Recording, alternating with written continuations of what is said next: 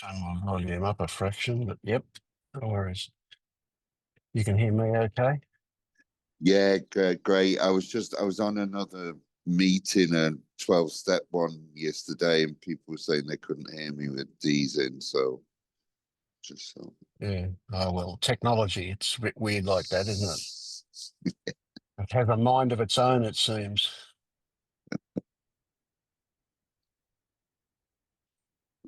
So, Declan, I was just in the act of making up a post for Substack about I'm gonna change my Monday morning meeting, my Monday being Sunday for most everybody else, and Yeah, yeah. I'm gonna do it an hour earlier, but I'm only gonna make it available to paid subscribers, and Uh-huh. I'm taking a lesson out of Marius's book, and I'm going to do it more. I promise exquisite pain for those who attend.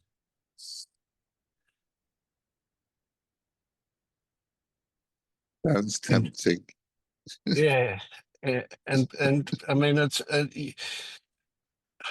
so. Why aren't you awake? See, this is not a casual question.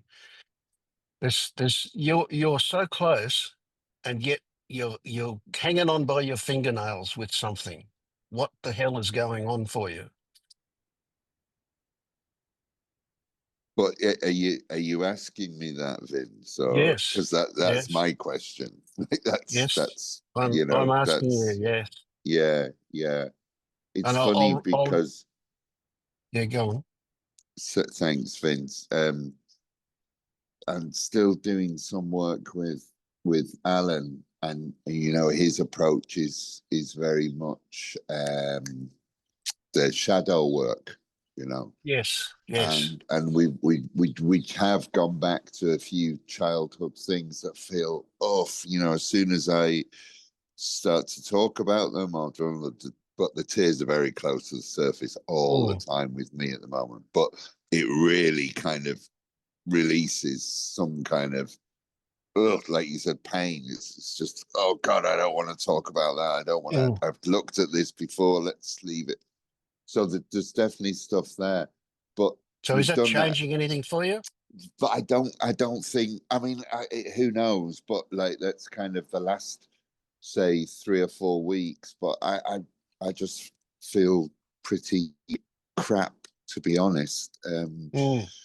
So no, I would say, but maybe like who knows, like kind of Yep, maybe I get it. something I get it. subtle's Yeah. changing, and I'm just not aware of it. So yeah, So look, but at this point, the way I'm seeing it, and I mean, this is yeah, the case for you. It's a case for Maya. It's a case for Ray. Right? yeah, All of you guys are hanging on by your fingernails, just crazy. and I just want to come along and jump on your fingers, and so you let go. And the thing that, forgive me, I'll probably start crying again, but who cares at this stage? Of But course, who what, cares? but That's what, right. Yeah.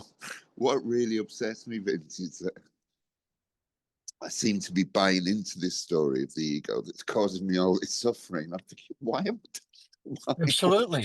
That's Like, exactly it. Now here's am it. I on some level? Am I enjoying it? Because if I am, Well, fucking no, hell, I need to yeah. lock myself up and like All throw right. Well, away the stop key. that one. You don't need to whip yourself or masturbate or Uh, whatever it is you're doing. Yeah, stop it. Okay, I get it. Look, this is a really hard one. See, Marius and I have had a few conversations about this, and the last thing I want to do is get involved in any kind of judgment about other guides and other paths and other ways of doing uh, it. People yeah. know if it suits them or not. That's as simple as that, and that's the way we go. I agree with Marius, and I've been writing stories about this a little bit lately, and that is that as soon as we engage in shadow work, Mm, we give credibility to there being something stored in there. when I don't believe it is stored in there. What it exists as potential until it gets triggered. And we can trigger it, Mhm. and then it Yeah, seems pretty real. You know, it is real. There's no question about that. But it's yeah. not real until it gets triggered. But the problem is that the moment we trigger it, we also trigger a self. Mm, You know, so we need a self as a foundation for that stuff to exist. yeah, yeah, So that self as the foundation exists because of a belief in mine, my, me, yeah, I, yeah, right? yeah, That belief that a self is more than just a bunch of stories that we react to. What we do is we take the reaction to it as proof that it's real. yeah. Right. So are we chasing our tail if we go into I like that. If we go into looking for past trauma, and every time we find something, we create a self. So is it a circular thing? Are we chasing our tail? Or do we simply have to find what this thing called identification is? Mm, What this thing that we call the relationship to these stories? Right. So let's get it really clear. The self exists as a bunch of stories that you've accumulated since you were born, basically, right? mm, Now, that's not the self, but those stories provide you with something to respond or react to. And it's the reaction to it that actually creates the self. Right. So you've got a story that Declan loves ice cream, right? Now that's just a yeah, story. They're just words. They're nothing but words, right? But as soon as you think about that story, you start to salivate. Oh, yes, I love ice mhm, cream, right? And that's the connection. That feeling, not the idea of, not the words that we use to describe it, but that feeling of, oh, yes, I love ice cream. There's the connection. There's the identification. That's the whole crux of everything that we're looking to do. Once we recognize that can seem very real, but it isn't. It's unreal in the same way that watching the magician saw a woman in half is unreal. It seems real, but it's not. We know it's not because we've investigated, we've looked, and we've found nothing other than stories and our response to those stories. And where the stories become real, well, the stories never become real, but where the reality that appears to be attached to the stories is our connection, that feeling of mine. It's my story. It's about me. mm, mm, mm. Yeah, most. I mean, that makes perfect. I don't know if sense is the right word, but it does make perfect. Or I'm with you there, Vince. I can feel it, and Mm. I'm thinking, yeah, but it is that bastard belief that that is my story. That is, and that Yeah. kind of automatically, very quickly turned into that is me. Not just Yes. that's my Yeah. story, Yeah. but Yeah. that's me. Like I can't distinguish. I can if I really try, but it's very difficult to distinguish the two. And it's just what, where, yeah, So if we trying, look at a yes. possibility, and Mm, that is what how I can describe experience here, right? I'm loath to say my experience. I could say Vince's experience. That makes it kind of a bit objective. But the experience here is that stuff happens. It just happens. Good stuff just happens. Everything just happens. And if I'm involved, well, sometimes I'm involved and sometimes I'm not. But if I'm involved, it's still happening. And there's no words to me, outside of me, for me. No, it's just happening. I can get involved. But the moment I do, bells go off and it says, hang on, what's your connection to this? Oh, of course, it's just happening. Now, how did I go from what you're experiencing to what I'm experiencing? That's the trick. Mm, What happened? What happened? It wasn't work. It was no amount of mental thinking. It was it wasn't even you couldn't even say it was a feeling. It was a realization. It was a discovery. And I don't know what that is. That can't be put into words. That thing that went, oh, okay. Oh, what a, what a relief. It's just a big out breath. And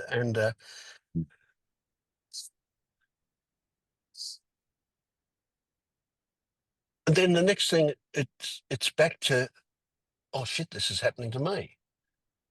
And then, oh, hang on. Oh.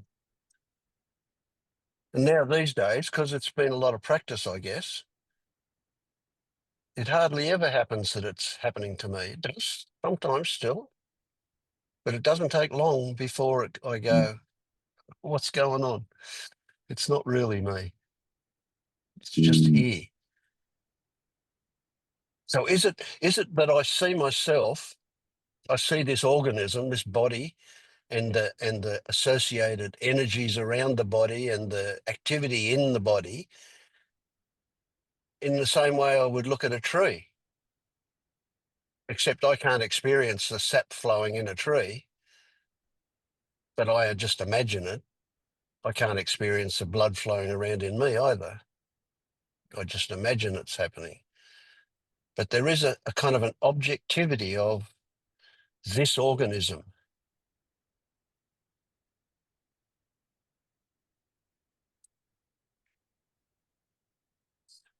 This organism likes ice cream. mm,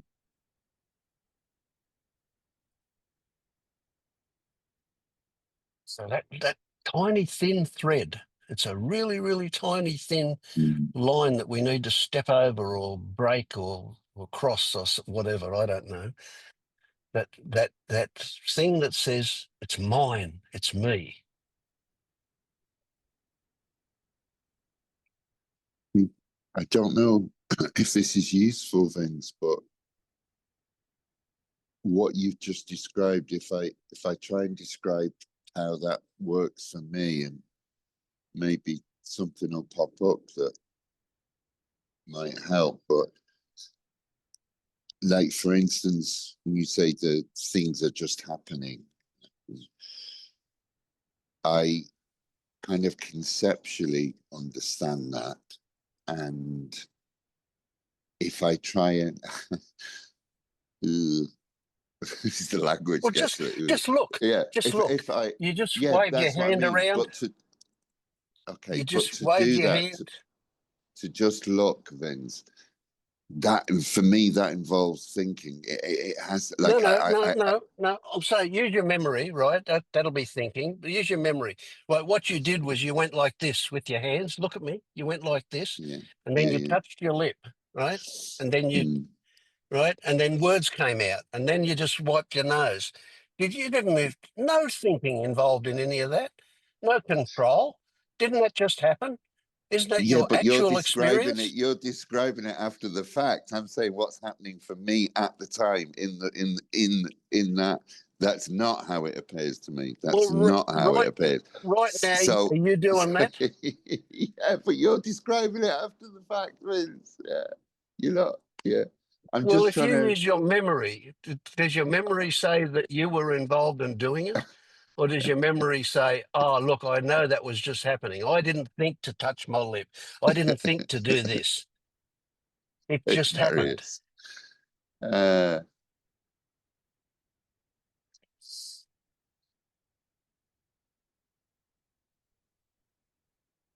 Surely you can see that I only can, yeah, but thoughts I and can see that stories say, conceptually after the fact. That's what. If you could, I just go on and try and explain what I was going to explain. Like, yeah, all I go was going ahead. to say, Vince, is that when like thinking, oh, things just happen, I can kind of feels like I can get there or kind of feel that, but it involves some thinking beforehand. That's all it feels. That's how it feels to me. And then it's like, oh yeah, it's just Well, stuff I is don't get just that. So describe it to me okay. better. I don't get it. How can you, when you're Mm, waving your hand, you're not thinking that I'm going to wave my hand. You're not doing. There's no mind involved in your waving your hand. You're doing it. Now later on, when we remember that you were waving your hand, surely you were recognizing that your hand was doing its own thing. There was no control yeah, involved. Things were just happening.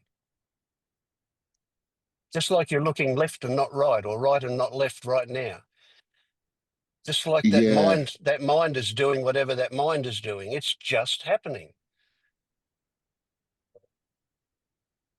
I think I totally agree with you there, Vince. I totally agree with you. I Well, think we're but, we're at cross purposes. right, so Um, what's the big but I'm not. that's coming along? uh, This is the thread we're talking about. This is you yeah, hanging yeah, on yeah. by your fingernails.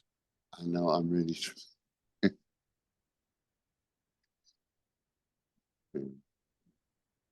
You can't let go of your fingernails, but you can recognize that they can't keep hanging on.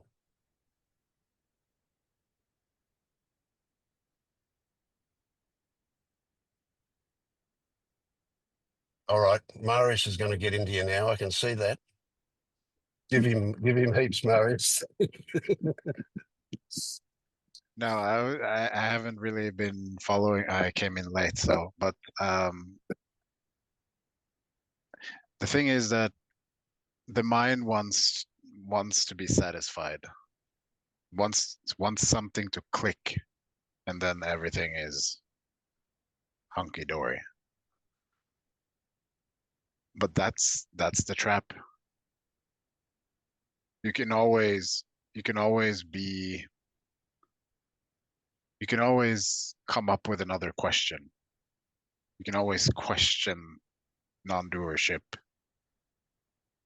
infinitely. You're not going to be satisfied. But you have seen it. What Vince Mm, just pointed out, you mm, have seen it. definitely. So, like, so I'm not saying just adopt this as a belief, but at the same time, you're not gonna feel this click, like, oh yeah, that's it. Now I Mm, got it. Because there will be another angle, another question, another something that the mind can kind of throw out there to kind of keep hanging on.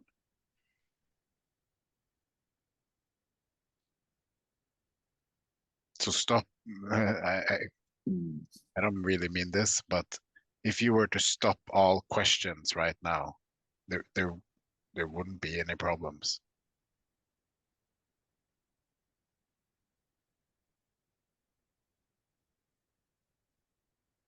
Stop thinking.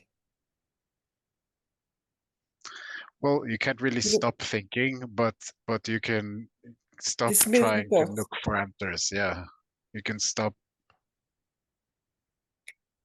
thinking that it's right around the next corner of the next answer. because I was just thinking, as Vince was explaining this with waving the hand, and then I thought to myself, okay, now I'm going to move my hand and wave my hand to see this. But the thought was first, and then would have come the movement. I didn't do it, but never mind, all the same. And then I thought, well, how can I see that they are not connected, that I'm not moving the hand? Because I thought beforehand, and then I moved my hand. It looks connected, really.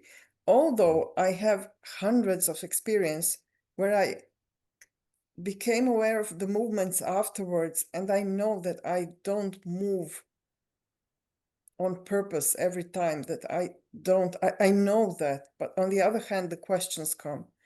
And Yeah, this would have been my question, what to do with the questions, because I can always come up with oh, see this, I moved my hand because I thought of moving the hand beforehand. Mhm. So, okay, dropping the thoughts, not believing, dismissing the thoughts. What about, this is a big one, I think. This is a key. Your thoughts happen in the same way your hand moves, in the same way Yeah. that the breeze moves outside. When you go outside and the breeze touches your cheek, you're either aware of it or not aware of it, right? It can Yes. happen just exactly like your thoughts. So And your I'm thoughts are not a special case. They happen and I'm just like aware. movement. I know this about other thoughts, some other thoughts, some random thoughts, but not this one. Now we're talking about moving the hand, and now oh, Yes. So and this is one you have special case that special proves to thoughts. me that, yeah, I will find a special case. Well, yeah. So if we understand that the self is basically the thoughts, and if we just stop believing in the thoughts, we stop identifying with the self will just keep going. But Yeah. at some point we just recognize that, oh, I actually don't need to invest or in, adopt a belief in the thoughts that are running. At my stage, I can do that with a lot of thoughts, but not of all of them. And then some come that I just hook up on, and that's where Yeah, I am now. Yeah. yeah, and this won't likely not happen all at once, but this is why we kind of point at things as like, like interpretation and continuity and all these different cracks in the dream that you can kind of look at for yourself, and then gradually the system understands that all of this is just an overlay. Yeah. What if we put to bed the expectation that once we cross this line and it happens for us, it'll be always that way, and before it was never that way? What if the reality is that we might go through a day and we might be awake 100 times and asleep 1,000 times, or not awake? Right? We can wake up and go to sleep, wake up and go to sleep, wake up and go to sleep. And you know what? When you're awake, you're not going to remember it because you're having direct experience. The mind is not engaged. But essentially, that will likely be the case, that you'll have awake, asleep, many times in a day in that early transitional stage. So it's not a case of I'm going to fall over the line and then I'll be awake and I'll always be awake. I don't know if that's true, but it's a better story than the other one, that I'll be always there once it happens. It would be helpful for me to drop the expectations at all. I mean, what do I expect? How will it be? I expect it to be awake all the time, or I expect it to be awake some of the time and asleep some other of the time. So I could drop this thinking about what will be. Well, that allows you to be aware of what is. Yeah. Whereas if you're involved in what will be, you're in your head, aren't you? You're in fantasy land. Mm. This I have a lot of time, not thinking about the future and being aware that the future is not here and who knows what will be. So there's no point thinking about it. This I have a lot.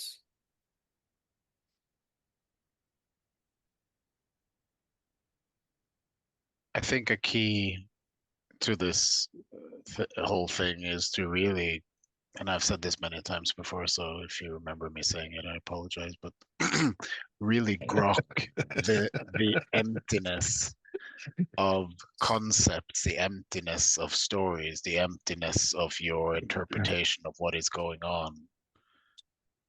Yeah. when I say emptiness, I just mean how it's pure fantasy. Yeah. Like So it's imagine only yourself. you creating this.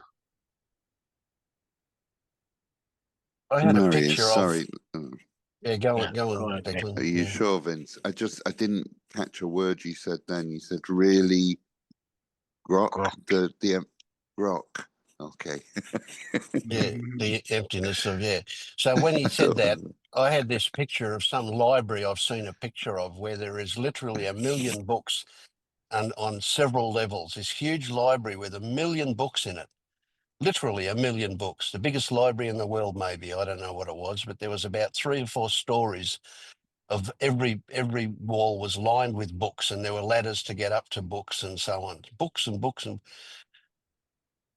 that's small compared to the stories that your mind has got. Right? And what's in those books are just marks on a page that we give meaning to when we read it. We call them letters and words, and we add them all up into stories, but they're just marks on a page. Well, your thoughts are just virtual marks on a virtual page. And until you give meaning to them, that's all they are. So why are you giving some meaning to some thoughts? What's special about those thoughts? And I'll guarantee you the ones that are special are the ones that have got my, mine, me in inverted commas in the beginning of them. The only thing I can say, I have no control over what Good thoughts one. I will give meaning to and what I won't. Okay, touche. Yeah. Yeah. I would say all thoughts have a subtle my in them, even though they don't have that label my in it, Yeah. because we're Yeah. so used to filtering through the story of me. And So my it's just response to that automatic. was, that's a good thought, that one. It's true. I'm cracking up here. I think it's just hilarious. Mm. So isn't it, that's the weird thing? We're having to use thoughts to to rob thoughts of meaning. Well, I was going to say on the topic of thoughts, I'm noticing that when I am kind of when I'm aware of the stories, I'm finding it quite useful at the moment to sort of, when I notice that I'm not awake, that my mind's running off, I'm finding it useful to label what's happening. So I'll just be like, oh, that's the storytelling mind, and I'll kind of, it's like I see it. I can't necessarily stop it, but I'm sort of finding it useful just to be like, okay, right, I see what's happening here. But what I'm finding I'm doing is, when I'm trying to sort of bring myself back, I'll find I'm still narrating it. So I'm like, okay, so let go of your thoughts and just be present in the moment. What can you see? Oh, I can see. And then I'm like, I'm still thinking. And it's so, I guess it's just old habits die hard, isn't it? We're just so used to narrating. Well, that's fine. You see, that's the thing. It's fine. You're not going to not narrate. You're not going to not have mind. Yeah, we can't It's just, stop. what does it mean?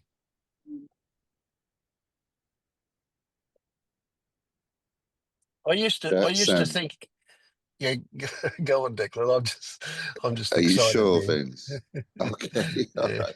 No, that's really what Kat just said is exactly what I was trying to say at the beginning. Is that Yeah. like this story that, say, I'm trapped in at the moment of like, I'm depressed, I'm miserable, and it's just going on. If I can, at a certain point in the day, let's say I'm doing it now, I'll just say, oh, that's just a story. Okay, just look at what's happening. Things are just happening. Stuff's just happening. To do that that's what roughly what I'm doing at the moment. Yeah. Yeah. Okay. So what But jumps out here big time Let him is finish. that Let when him you, finish, Vince. sorry, yeah, so it's just that it's like, okay, so is that feels like that I'm conceptually laying one belief on top of this first belief that I've got, that it's, the story is real, the story is me. That's the first belief. But then sometimes I can put on a second belief of that story isn't real. Things are just happening. There's no doership. And that can feel nice as well. It's like, oh, yeah, yeah, yeah. But then that slips away and I'm back into the story again. And that's kind of how it is at the moment. And my question was like, is that correct? Is there anything more or less I can do? We were talking about shadow work and that gets hooked into a feeling. It's just like not being sure of what to do. Just kind of just keep on trying, I suppose. yes. What jumped out at me big time Mm, that I was wanting to mm, throw at you was that when you were narrating the story about what was happening, there was a mm, connection between the story and what was happening. And I'm saying that connection is an artificial connection. It's not actual.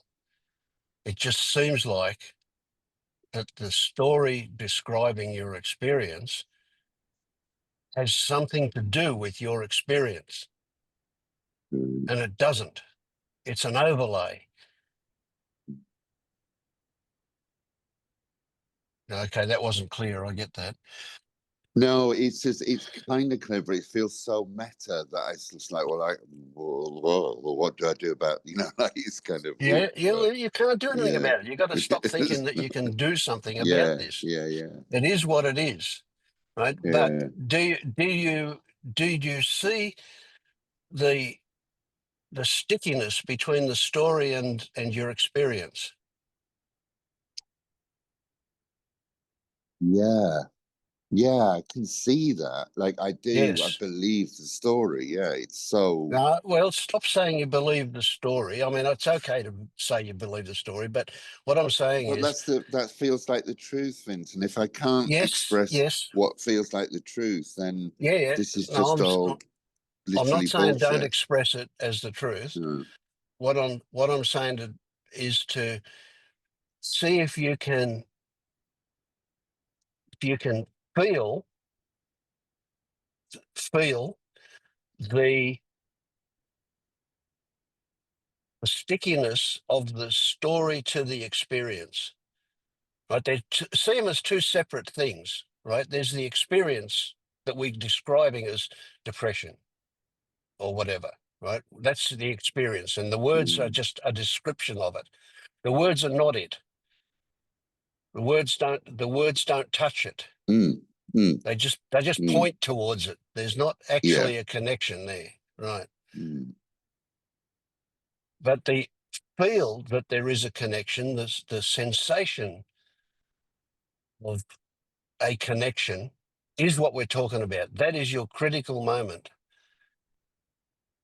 mm. Now, if you can recognize that moment, you will also recognize that it's bullshit. It's ephemeral. There is no actual connection.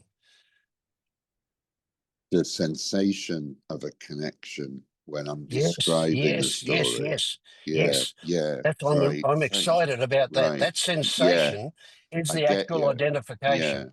Yeah. yeah, yeah, yeah, yeah, yeah, yeah. Okay, that feels really kind of.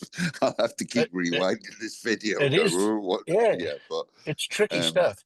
So it's yeah, it's yeah, irrelevant that yeah, you believe the story, yeah, right? That's a yeah, story and you believe the story. That's something separate to the yeah. experience that the Gotcha. story was describing.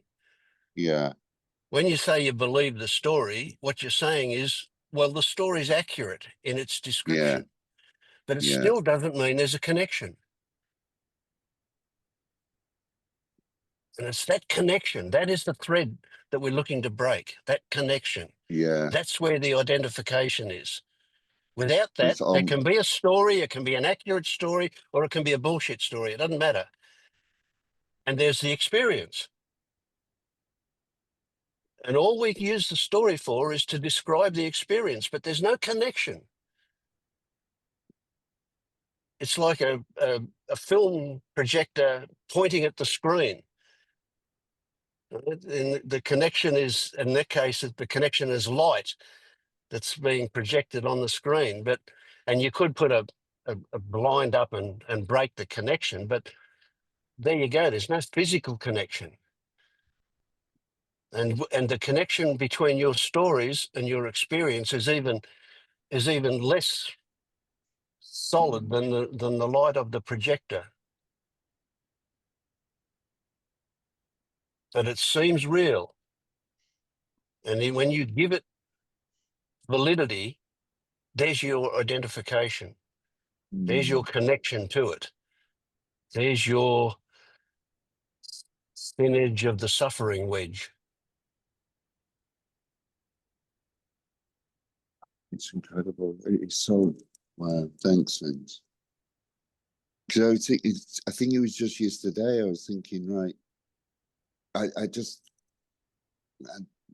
what I thought was an intense feeling of sadness, of depression, of whatever you, and I just thought, what is it? What actually is it? So it's not. It's some kind of a sensation that I can't even describe. Maybe in my chest, I'm not even sure. The front of my face was a bit warm, or some, like definitely not a pain, definitely not suffering, Yeah, just a but something, sensation of for something. sure, something real. And then Yeah. I thought, so why it's so it's definitely the story. It's definitely a thought in my head. You're depressed, and this is going to get worse, and you're going to, whatever horrors my head's picking up. So I thought, so it's just that. It's just that whatever that connection is to what fantasy is in the head. It's so bizarre. It's so. Yeah, I know that's So you not can exactly almost, what you're saying, Vince, but it's like I can almost taste something there, and I was yes, thinking, what, I have that. Yeah. what, why? So can you see But that I go to why instead of like what's going on Well, there. well, Yeah, that's leading off into the wrong one too. yeah, Right? But you yeah, can see that what you're feeling, right? And then you add the story to that of, oh, this is depression and it might keep on going, etc., etc. You can see how you then respond to that, and it spirals off into something bigger. Your experience is no longer with the original thing. You're now reacting to the story that you overlaid, the meaning that you yeah. gave your experience. It's not the pure experience anymore.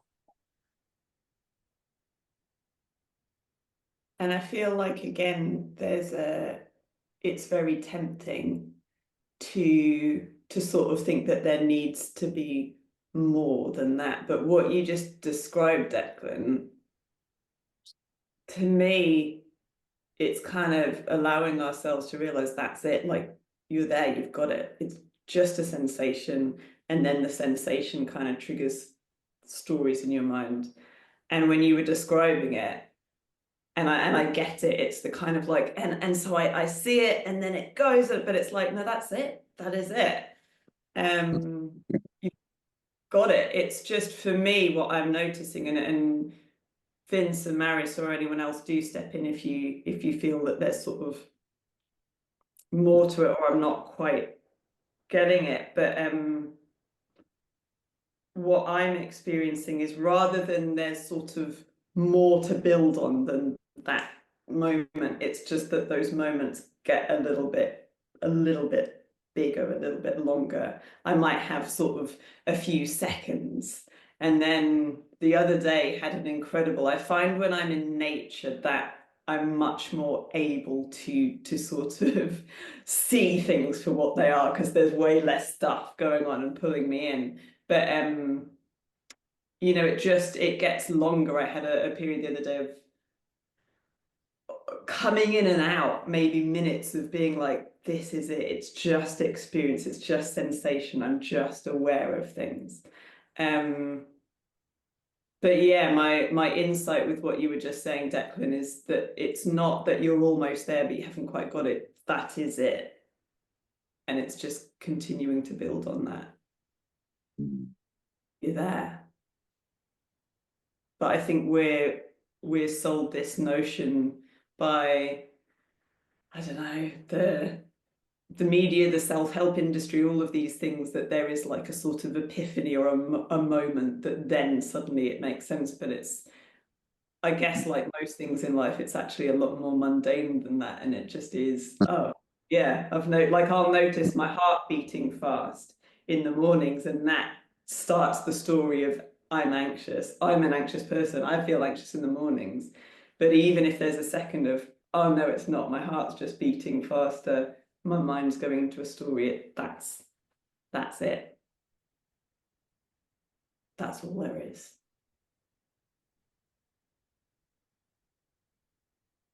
There was something else that you said, Declan, that brought up a thought here, was that sensation before that you were aware of before the stories got going, because it was indescribable. It was hard there was nothing concrete to grab a hold of. It was, you were unable to make sense of it in a descriptive or definable way, right? And that the mind gets really rattled with that. It really wants to be able to make some sense of it. Right? So when you can go, oh, I feel something, but you know what? I don't know what I'm feeling, but you know you're feeling something. That's when the mind just goes Burko. It's go, oh, we've got to make sense of this. Right? We've got to come up with a label. Oh, it's depression or whatever it is, but that indefinable, and this is the nature of where we're headed, is all of these experiences can't be described. They're too complex. They're too subtle. They're too something, to be able to define or describe them. And we don't need to. There's absolutely zero reason to move beyond experiencing them. What happens with the mind, of course, when it starts ramping up, is that we move out of the experience into a new experience, which is responding to the mind. So it's done its job. It's kept you away from that original experience, what it thinks is its job. It's diverted you. It's distracted you from that original feeling.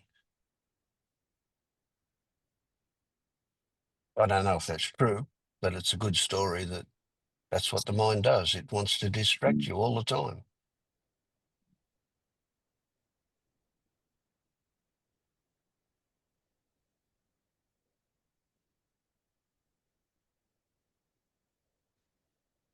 No, no, thanks. Who is the you that the mind wants to distract, Vince? I don't know that it does. It's just the story.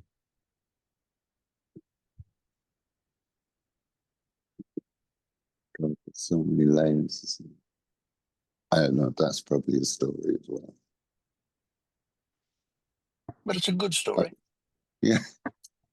I just sincerely just want to say thank you to Kat and Vince and Marius. I feel like it's a really useful conversation. I feel like, yeah, thank you. Thank you. It's useful to just hearing other people's experiences and where they're at, I think is one of the most useful things on this journey. Thank you for sharing. I want to thank you for getting me all excited and making me feel like I feel. You're really giggling and chuckling away there, Vince. I am, yeah, I am. Yeah. And it's weirdly paradoxical because, I should feel sad because you're you're struggling so much, but I don't. Oh It's not. yeah, it's like kind of, I'm really suffering here, man. Can you just Yeah, pretend? You know? Let's get back to the stories now. Yeah, Yeah. come on. This is a really Yeah. sad call Yeah. where I'm Your full your of suffering is angst. very entertaining. Oh God.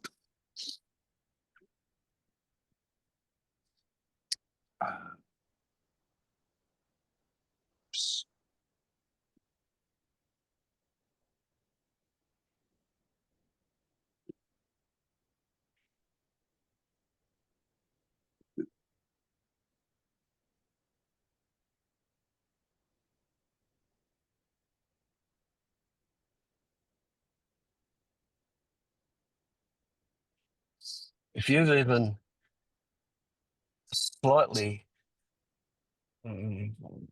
rocked that connection between what you're feeling and the idea that it's you, then that's a major step. So until you get that intellectually, you're not even going to be on the lookout for it. Yeah. And as soon as you're on the lookout for it, it will become much more apparent. Oh, here's this idea that gives rise to a feeling that it's about me, that I own it.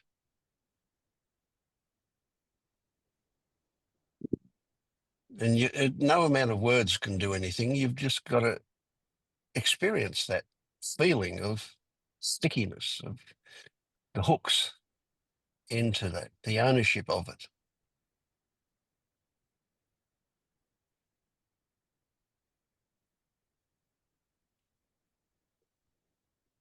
Do you think the cat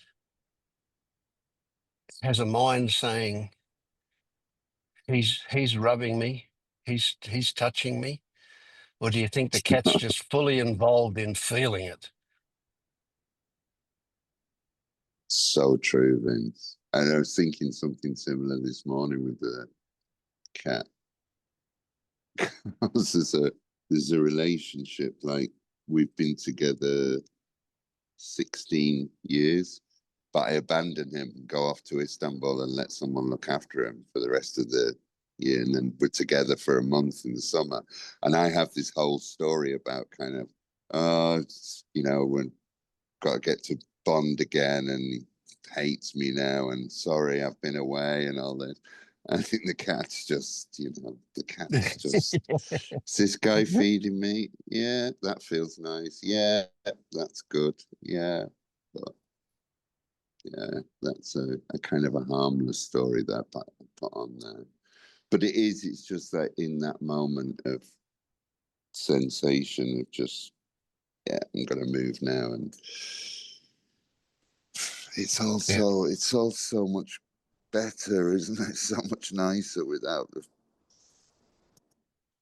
I just got a blob then of story. Now I'm just like, oh, just drop it. I suspect you also got a blob of the freedom that would be the case without the stories. I suspect that you had an instant of that Yeah, I feeling of think how so. heavy all those stories are. Yeah. Mm.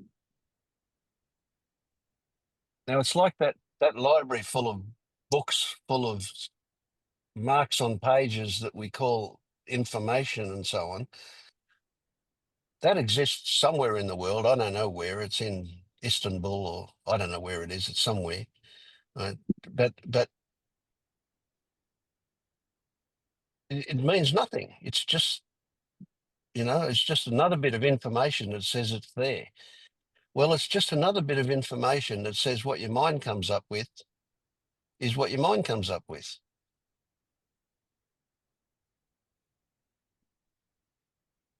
So the only connection between you and your mind is mind stuff. The only connection between any thought is only other thoughts. Like, so I know that that library exists with all those books in it. I know that there's this library of stories somewhere in me. Well, it's not even in me, but I can call them up. I can create them, or what. I don't know how they happen, but they happen. And it's as like there's 1,000 books or 1,000 pages in a book or whatever. I don't know, but it's just there. I accumulated it over a lifetime, and I'm not going to erase it. I'm just not going to bother to read it anymore.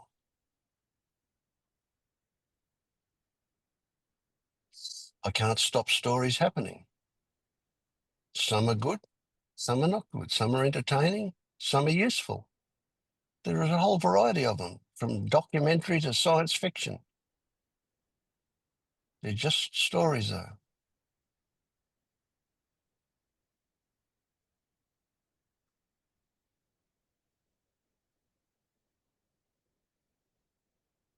What you'll It's like find that. is when you no longer feel inclined to believe those stories, less stories happen. At least that's my experience. Mm.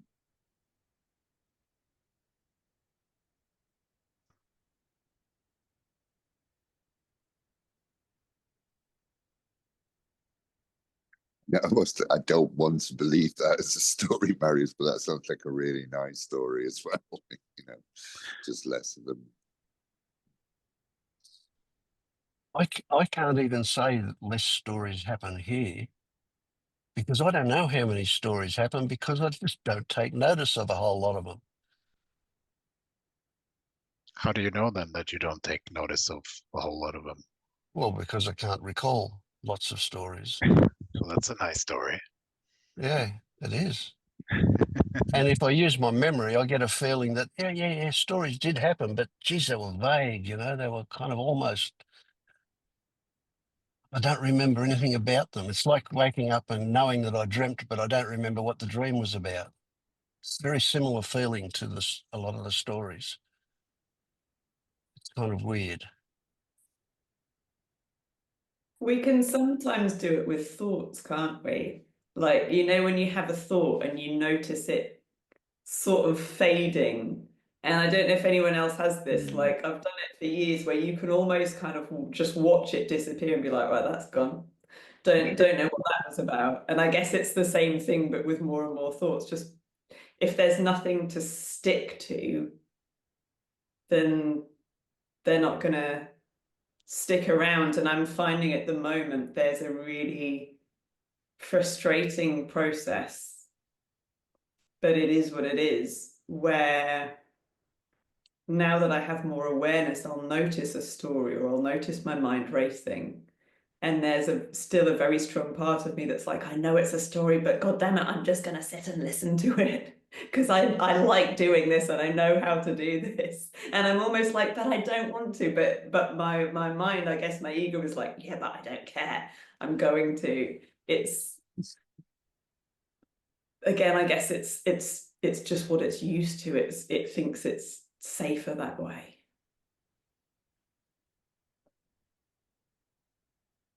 I think as well, one of the big, because it's all stories, isn't it? We're not born with any of these thoughts. We just are, and then we kind of learn them and imbibe them from our culture and the world around us. But I think one of the biggest stories that really fucks us over in this process is that if we want something, we can have it now.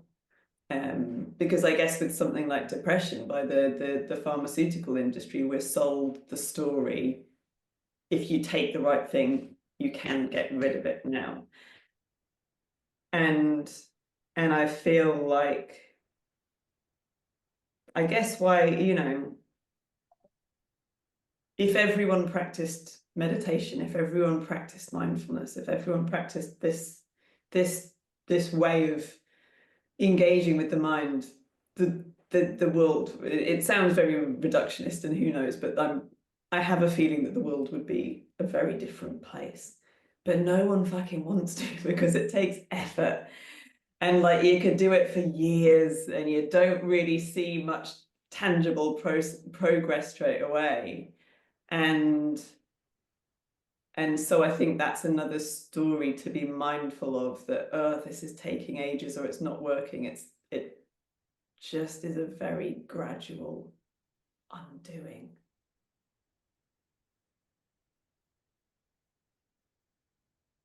And so then maybe we start to, the mind starts to tell us the story that it's not working or we're not doing it right because we're just not used to having to be patient and trust and just allow things to take their time.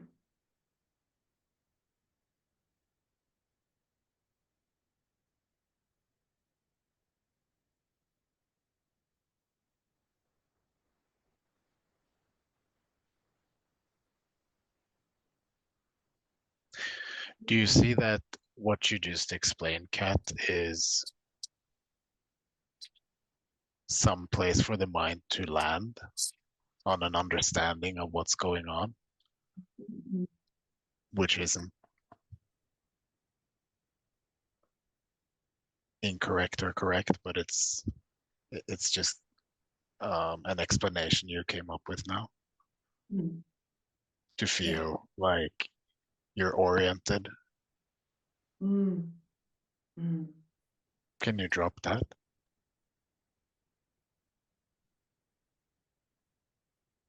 Yeah. Can you drop that tendency?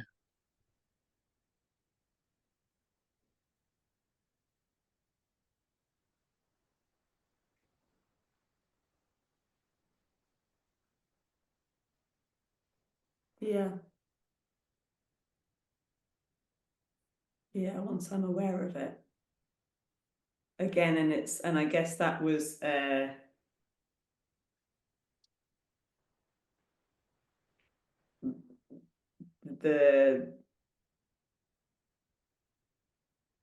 I was veering into, this isn't a story, this is a reality about the stories, but that's a story as well. Yeah, so this is kind of getting back to what I said earlier. It's just this need to know, need to explain, need to give meaning. All of that is mind fantasy stuff. This is where I perhaps look at things a bit differently than Vince, because I don't like to engage in these stories that explain too much of this. I would rather just cut the story from the legs and just stop the mind.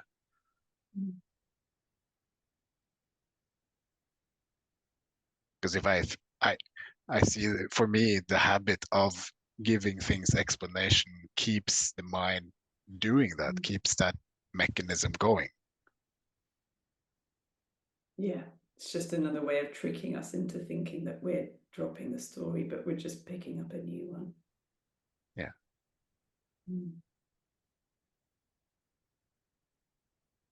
Which comes back to where we often land in this group, which is there are no words. We're trying to put words to something that is wordless. And I think that's scary. Mm. And I see now, I experience why the mind wants to cling on to the stories, because dropping them all, that's ego death, isn't it? That's emptiness. Mm. Mm.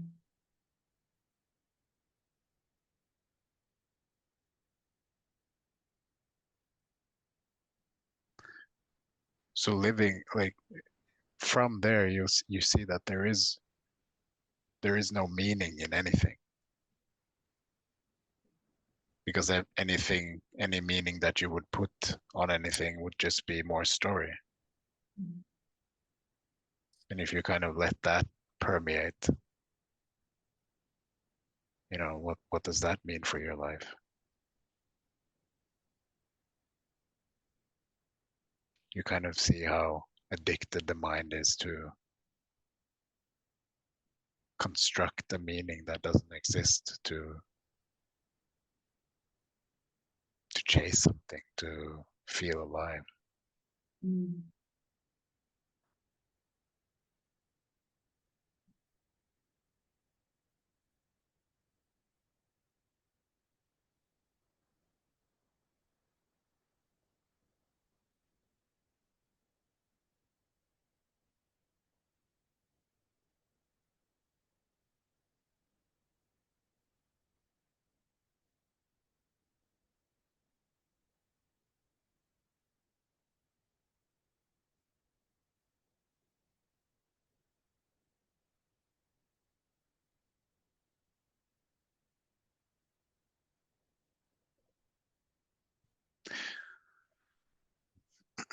So this can, you know, I I see a phase in this, like there's a, it often happens that you kind of go through a kind of nihilistic phase, just because nihilism means void of meaning, basically. But at the same time, I think that for, at least for me, in my experience, that was logically necessary to sever that tendency to attach meaning to everything, to not need um, meaning.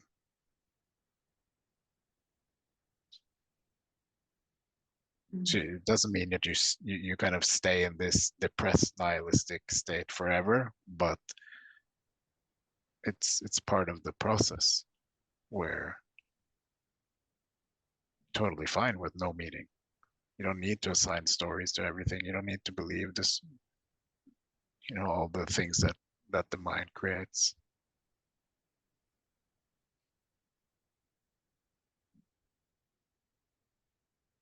Mm. That's where people might turn back, so to speak.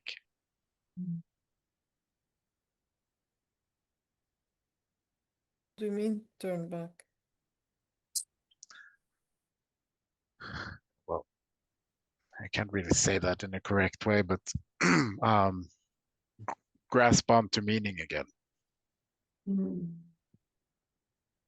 because it's too uncomfortable to live without meaning in that phase.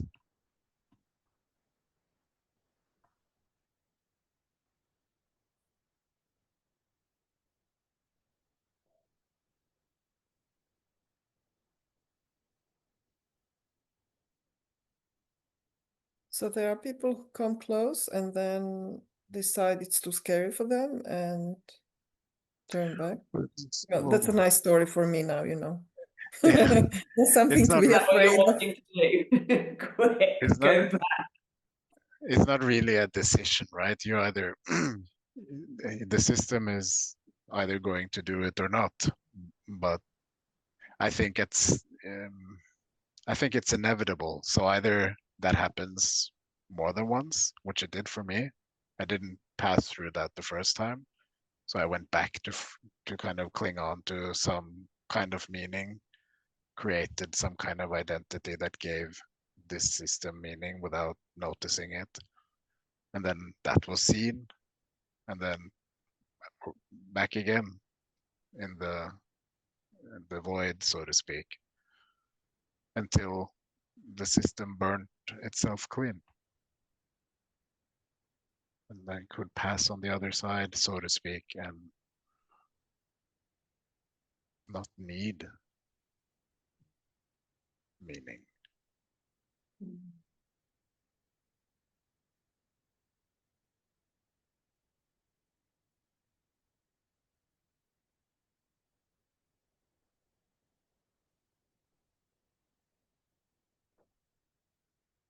So I wonder if your experience is different to mine in that stories happen, they're seen as stories, the meaning that's attached to them exists and is seen as meaning, and it's recognized that that's a construct and of no value to respond to. Whereas it sounds like what you're saying is that the ties to any meaning are cut, and so meaning doesn't happen.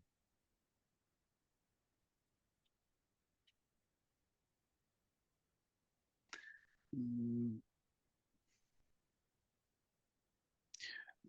the belief in the meaning doesn't happen. Well, that sounds like my experience. That's to say there's meaning still occurs, but it's recognized as meaningless, just appearance of meaning.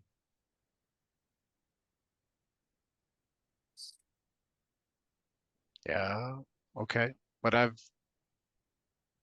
Not quite, eh? I've seen, or I've seen apparently you believe in meaning before. Let's just say your Trump period. Yeah, I can imagine that that I'm So seen that, as lots of that stuff. Sure, yeah. yeah. So I'll give you an example. So when we've talked about this before, but there can be a group of people having a conversation about anything, and I can't really get involved too heavily in it because it doesn't feel real to me. It doesn't. I just feel totally disinterested. So I can't fake it, and I can't do anything with it. It just seems Mm. totally meaningless. Can you give us an example of the kind of conversation that people might have that you would view in that way? Just I think most like or most things that isn't real. Like, and what I mean by real is just like what is going on for you right now. What is real? What feels alive for you? So you can imagine that I'm not very social.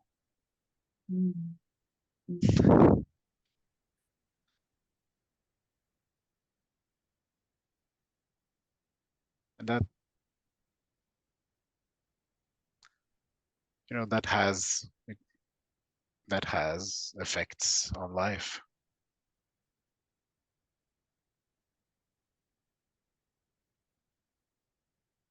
And then when you feel like, oh, like, I'm not saying I feel like that, but what can happen is like, oh, I should be more social. I should go out more. I should this, I should that. And you're left in this conflict between your old conditioning and what is actually felt.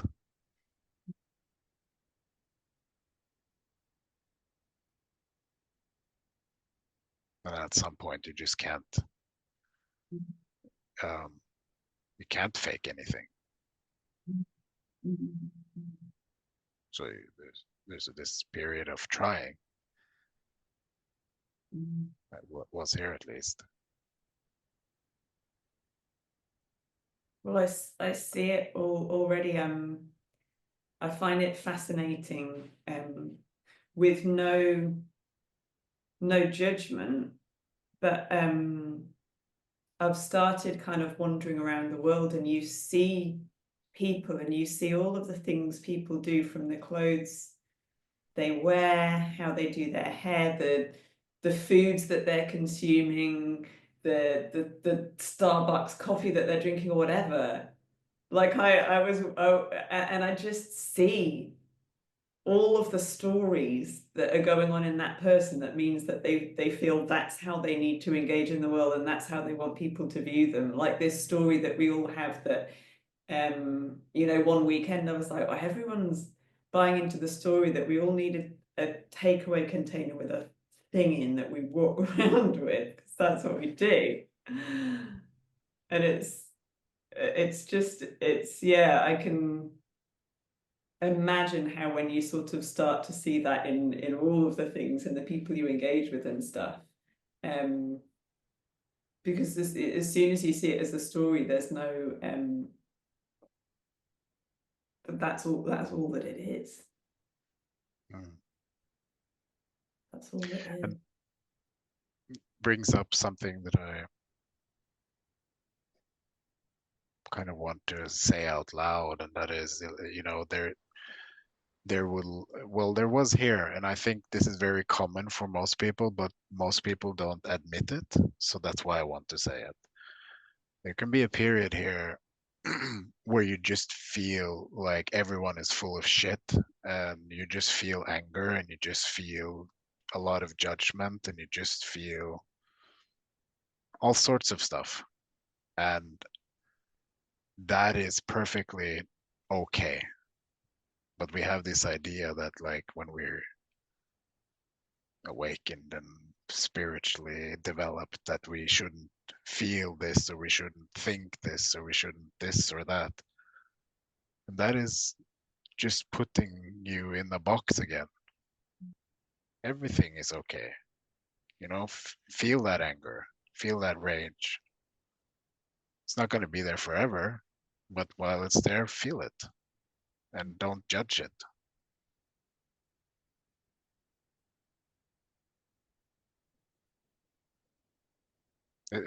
I struggled with that for a while because I had this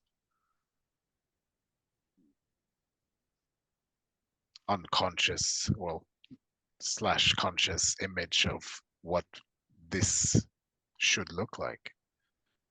But I felt like I wanted to tell everyone to just, you're just full of shit.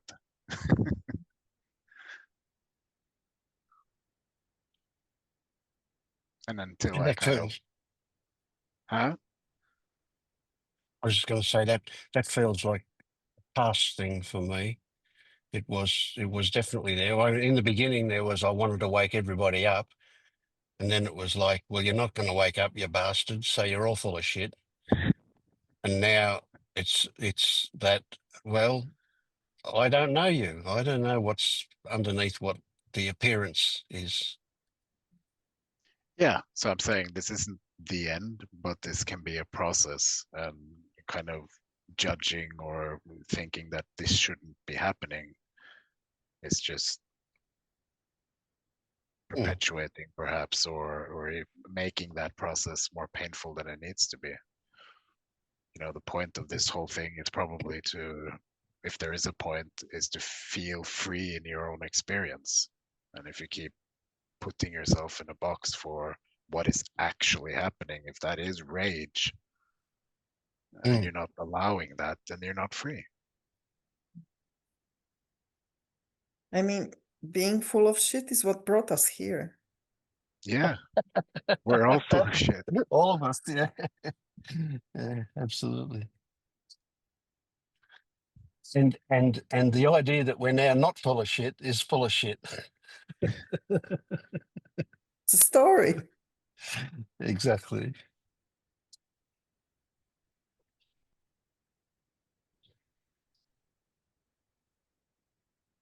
You see what you are talking about, Marius, with that. Well, I don't know whether is it intolerance or how you would describe your reaction to people talking rubbish. It's more nuanced for me here, you know. So there are some people, there are some conversations that I do react that way to, and I just don't want to know about it, you know. I'm not Yeah, interested, you know, so I cut off from that. But then there's a whole lot of rubbish talk that it's not in the value, it's not in the talk itself, but rather the attitude of the people who are talking it, where there is interest for me. And that is, I do find it, I can have a conversation that is apparently a rubbish conversation about nothing, whether it's the weather or how cute my dog is or whatever it is, you know, it's just rubbish. But there is a connection that goes on, and there is that sense of shared something that can happen in that. That's valuable, or at least it appears it's enjoyable. Put it that way. Mm.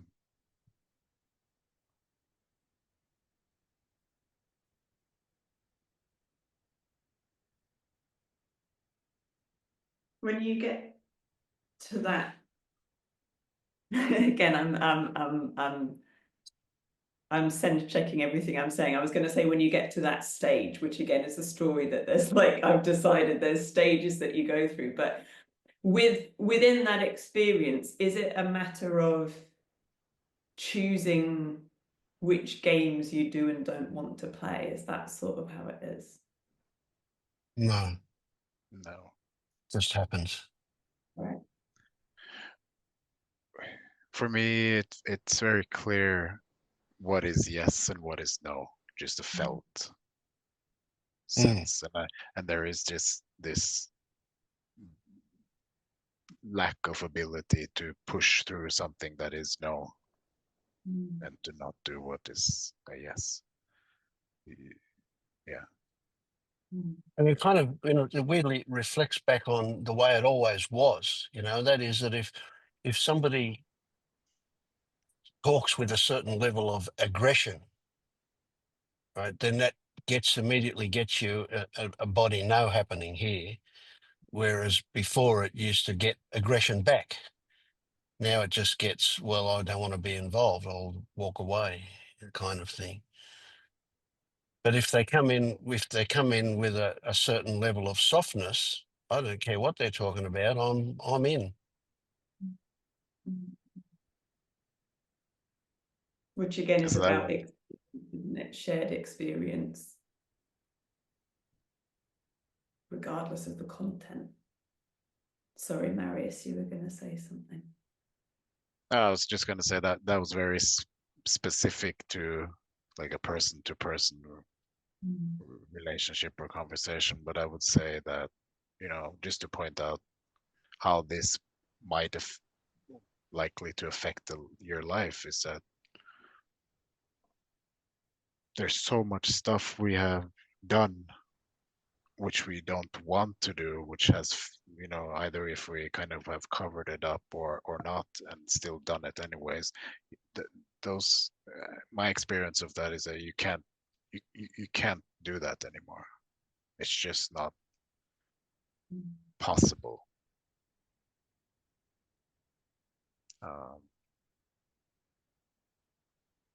Yeah. So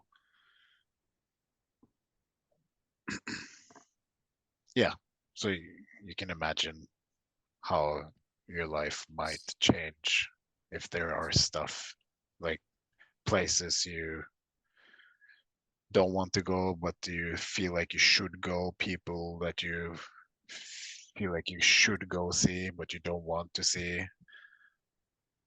Um,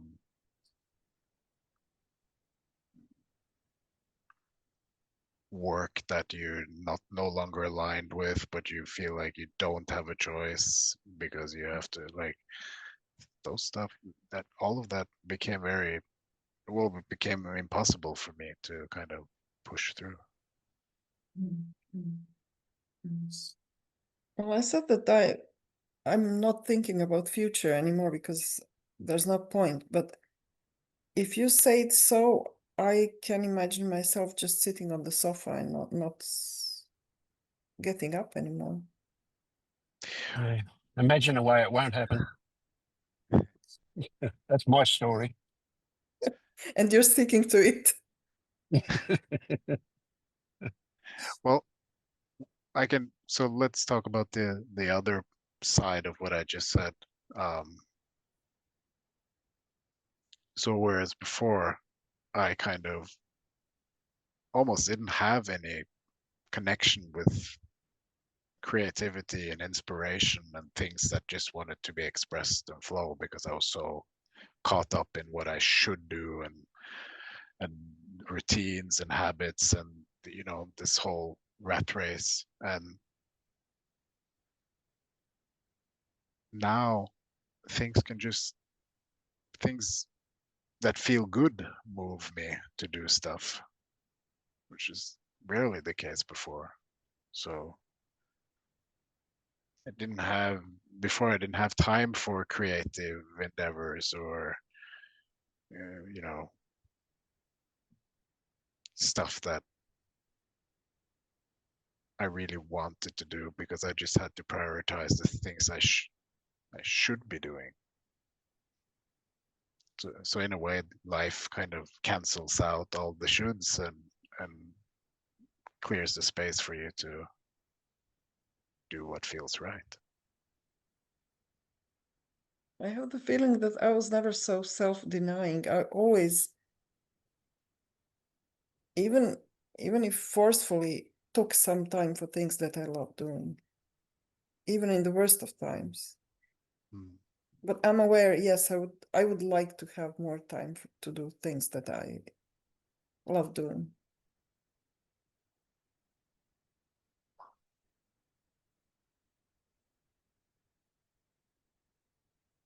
Even when, yeah, I did have this selfish trait. Even when my daughter was a little baby, I always took something, even it was just listening to music or something that you can do. I was selfish enough to take some time for me, always. Why do you call it selfish? Yeah, because being conditioned says you shouldn't. You should have sacrificed all your time to do this or that. You are not allowed, when you're a young mom, you are not allowed to look at something else but your baby. Although I think moms today, they know they should look after themselves. I mean, happy mom, happy baby.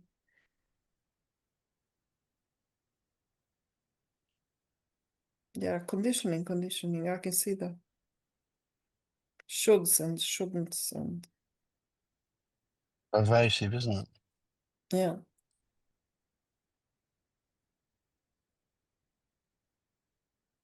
But on the other hand, okay, I don't know, I can do research. So I love parts of my job. I really love parts of my job. I could do research. I could do things with hands, what I love to do. Playing music, this and that. I would never cook. I would never tidy up my apartment. I don't like to do this. I do it because I have to. And the rest of my family is even worse with it, so I have to. But I wouldn't eat probably. Well, so I don't really like tidying up my apartment either, but it happens because I also don't like having a messy apartment. When I was more alone and when things depended more on me, I would tidy up the apartment and really make sure that I put everything back after using it. So it was tidy all the time. But now there are two persons with me who don't care about anything.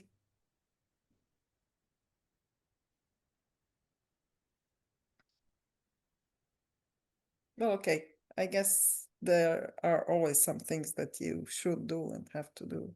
So you do them. Well, this is an interesting one, and it's a tricky one too, because, well, what about this for a story? Things just happen, and tidying up just happens Happens, because you trip over something and it needs to be picked up and put away, so it gets done. You didn't do it, so there's no should, there's no effort, there's no Yeah. tiredness as a result of having to do it. There's no displacement of what you would rather do. It just happened. Yeah. It arises just because you're not able to walk on Legos all the time. Mm. I mean, pain from walking on Legos is stronger than me not Yes. wanting to tie it up. Now, and bending down to pick it up could either be an effort, or it could be a chance to get some exercise, Yeah. or a million other things, you know. But so it's the stories that are attached to it that give it meaning. And if there's no meaning, it just happens or not. Yeah. Okay.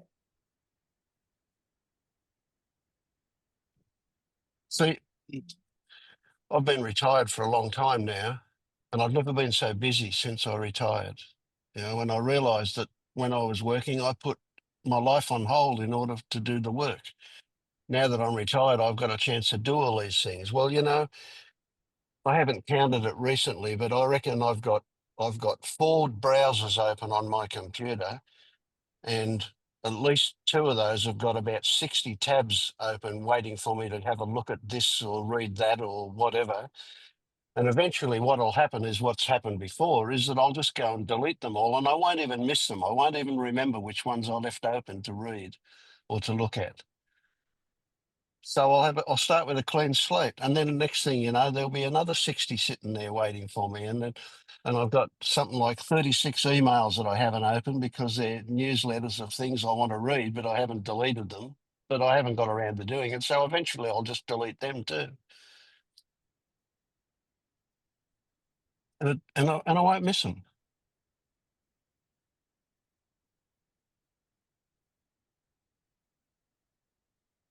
I won't know what I don't know.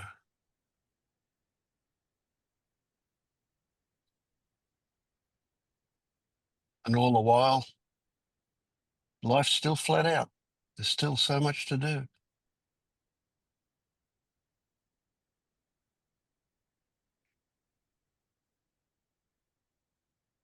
I've been 3 days so far. I've been high pressure spraying the cement around my place, the driveway and so on, and getting it clean. And yesterday I got to the point where I just had to stop because I was tired, physically tired. My back was aching and so on. So I stopped, and I was going to finish it today. And by the time I got around to doing it today, it was only 10 minutes before this meeting started. So it's not going to happen today. And it's not going to happen tomorrow because I'll play golf in the morning and do bowls in the afternoon. So maybe Friday, maybe after the meeting Friday morning, or maybe not. Who cares? It'll get done when it gets done, or it'll won't get done.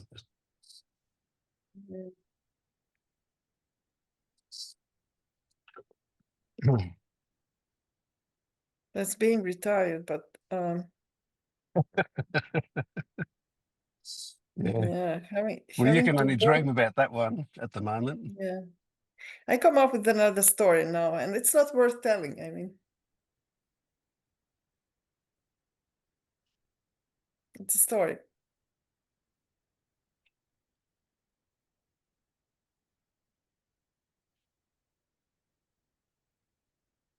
What needs to be done will be done. Yeah. And it just occurred to me that telling a story is probably more legitimately meaningful than the actual story, Why? because it's sharing when you tell the story. There's Yeah. something happening. Yeah. I mean, but this is so ugly. I don't want to tell. I don't want to say. I mean, you know, when you work, you have to look where the money comes from. You have to do some things you don't want to do. Yeah. Okay. Now I told it. Mm. It's an ugly story. Yeah. It's an old story. It's an ever perpetuating story. Yep. I get it. I know what you mean. Yeah. I'm in the midst of one like that myself at the moment. You know, I've been doing my tax, and I realised that my money went backwards in the last 3 months instead of forward. So, you know, it didn't even stay even. So I've got to do something about that. So my Monday morning group, I'm going to put behind a paywall on Substack. And that's been a bit of a difficult one. So I'm in the middle of doing that at the moment, just organising that and the time. So again, it's something that's been rolling around in the back of my mind for ages. And now it's time to do it. Well, it's happening. It's just happening. I had a similar conversation about similar things with my dad. I mean, taking care of my mom now. I had the impression that he expects from me to share 50-50, but I need to work and I'm really behind. I have to write some papers. I'm really, really behind. I need my time now. And I told him, if you sacrifice all your time to be with her and to care about her, no one will take your pension off you. You'll always get your money. The life will be as it is with this burden additional. But if I give all the time into caring for her, I'm toast. And I have a family far away, so I do what I can. She should go to a care home. It's Which difficult. is a very difficult thing for both of you. Yeah. Yeah. I'm ready to give you into a care home. He's not. And I cannot be there. I need 2 months to write a few papers now. And if I succeed doing it, it will be a big achievement, actually.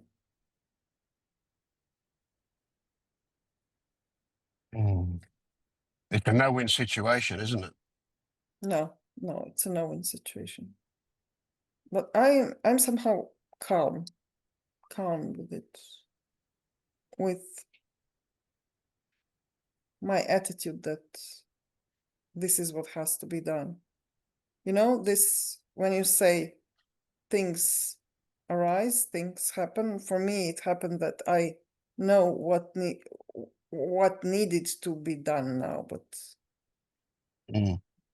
I don't have the last call on it now, right? Mm. Yeah, that's a really interesting one in that I see that there's, I was going to say a possibility, and then I'll change it to a probability, but in fact, it's even more than that, that this will resolve itself. You will be involved, he will be involved, but the situation will resolve itself. It doesn't I just, require you feeling responsible for anything. You know you what know, needs to happen and what can happen and so on. well, And he's got a different idea about all of that, but it's what will happen is what will happen. It will yeah. resolve itself. You don't need to do it. A week ago, I had a talk with a friend in a similar situation. His mother-in-law was really in a bad shape, but she was physically fit, just like my mom. And he said it was really a grace of God. His wife and mother-in-law went to a bank, and the mother-in-law fell, and that was it. She had to go to Yep. the hospital. That Yeah, the decided for her. situation Yeah. resolved itself. He really used these words. Yeah, the situation resolved itself. We didn't have to do anything. Mm. Well, one would hope there'll be a story that we hope it's not as radical for your mother, that we would love it to be a much more gentle transition, but it will be what it is. It will be what it is. She has no meanings. I told you about this before. It's interesting to watch. No meanings. I have no meaning for her. Dad has no meaning for her. Mm.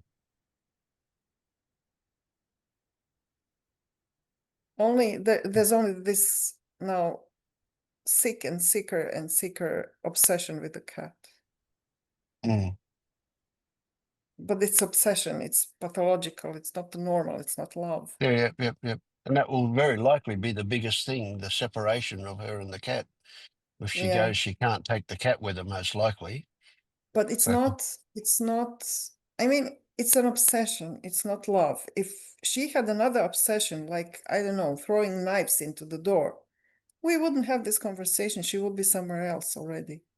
Mm, But it's obsession. yep, It could have been any other obsession. yep. Yeah, when my mum and my mother-in-law were both in the dementia ward towards the end of their lives, it was frequent to see a lot of people in there with full-on dementia having obsessions with dolls. They had these life-type babies. They were very, very lifelike baby dolls, and these old women would be nursing these dolls, and they wouldn't let them go, and they were just obsessed with them. I'm And considering they felt good about it. Yeah. I'm considering buying there are robotic cats that purr. Mm, But at this point she would know. In some respects she's completely gone. In other respects she's still here and very much aware of things. She mm. would know that the cat is not the real one. This is everything a story. It's not here. I'm somewhere else. Yes. I'm somewhere else now. It's actually amazing. I'm working, which is also a story because I don't do it now. It's something I will do when we finish, but at this moment, it's just a story.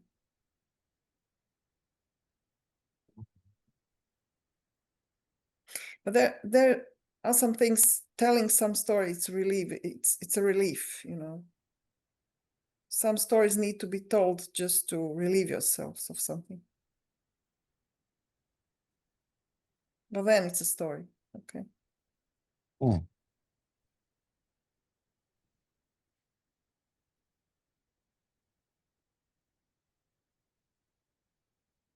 It shows how often these things come into my mind. Sometimes I recognize them for being stories. Sometimes I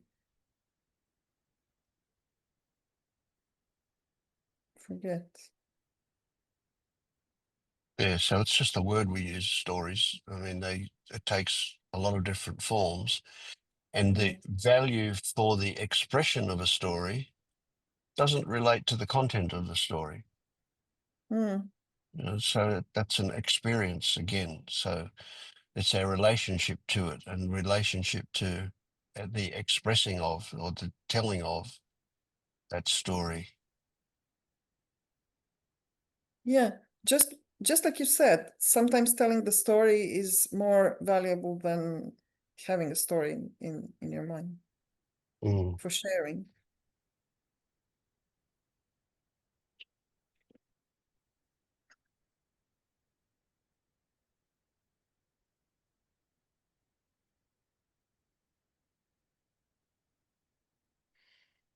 Mm. How are you tomorrow? You're very patient and very quiet there.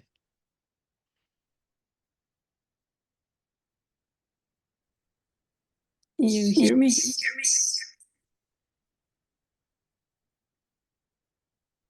Is sound okay now? Yeah, you've got two going. I'll just mute one and see what happens. Talk again. No, I can't hear you. I can only hear you through the other one. Oh, you'll have to unmute. Yeah. Okay. Okay. Oh, that's all right. Yeah, because my computer doesn't have a good sound, audio, all of that. So I need to use two, and I would like to see you on a bit bigger screen than on my phone. Yes. Uh,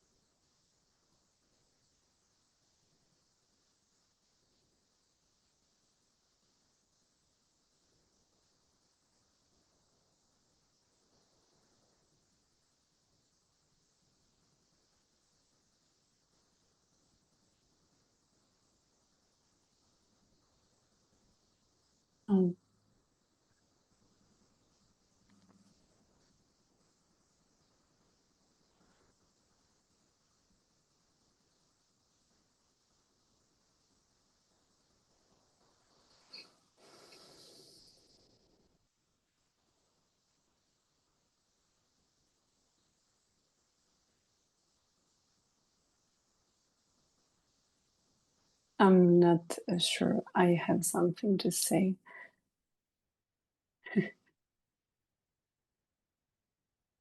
You don't have to.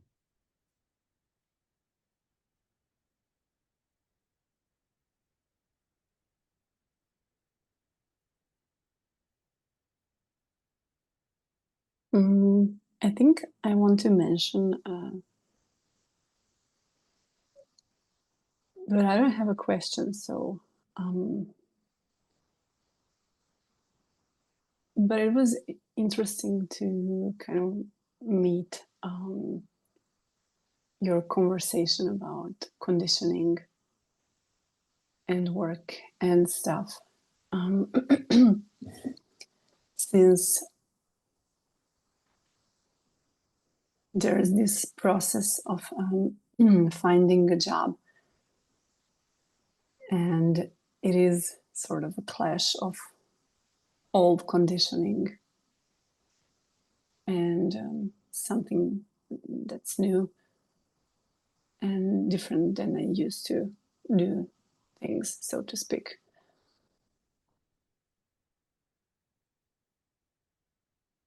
I do experience sort of confusion with I sort of fear a lot of the usual thoughts. Am I doing something wrong?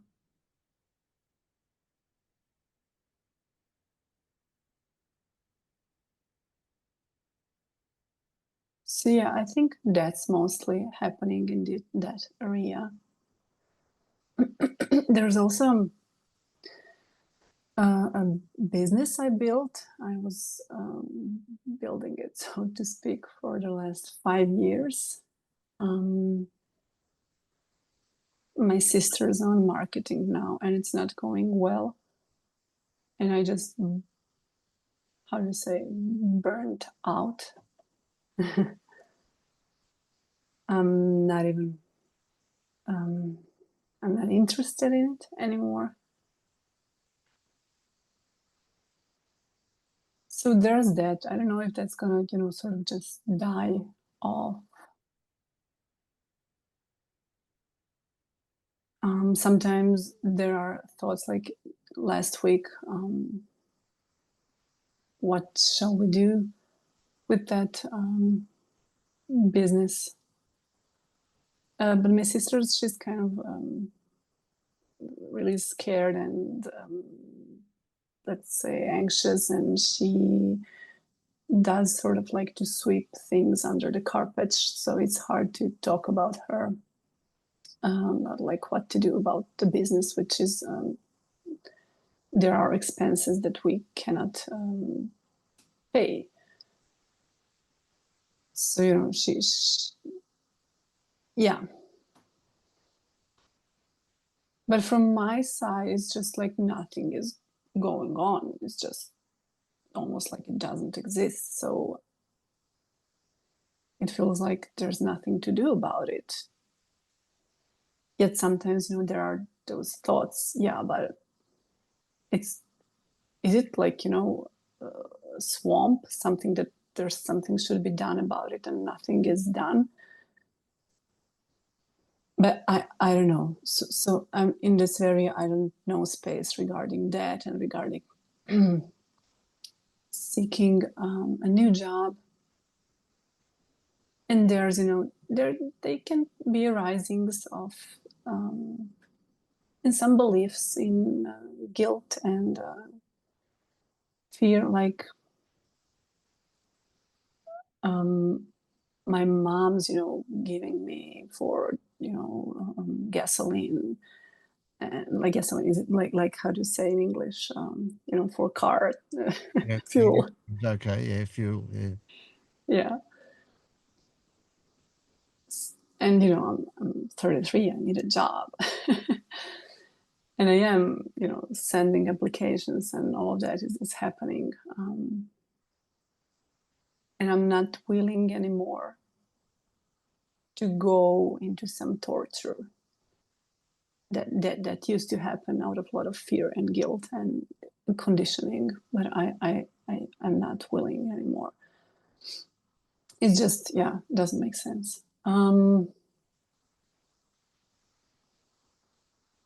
So yeah, it looks like it's unfolding on its own. I absolutely have no idea what's gonna happen, how it's gonna sort of, how am I gonna get to some income?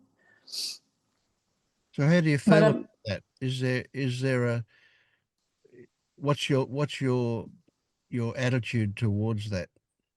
That it's happening on its own. It may or may not. Who knows? Whatever. Do you feel okay about that? Do you feel anxious about that? Do you have trust? Do you? A little bit of all of that, I'd say. Mhm. Just, in general, there's this, well, am I being irresponsible because I'm not all day long, like crazily sending applications to every possible job? But again, it doesn't make sense. So I'd say it's a little bit of there is some fear, yeah. There is some sense of, let's perhaps maybe confusion or like maybe disorientation, like every single day it's sort of new and like what's gonna happen now. It's not, there's no routine, like it's been like that for months now. So yeah, so in general I'd say it's kind of, I see that there's, it's okay. Like I'm not in a life-threatening situation. Like there are no, bombs falling on my place or something. So I think I am just a bit scared if I'm doing something wrong. Sometimes the thought comes up, is this an excuse to not do what needs to be done? Like to be sort of irresponsible. But that doesn't seem true. Mhm. I'm not lying on the couch all day long, or even if I am, I don't know, but I'm certainly not. So yeah, I'm not sure.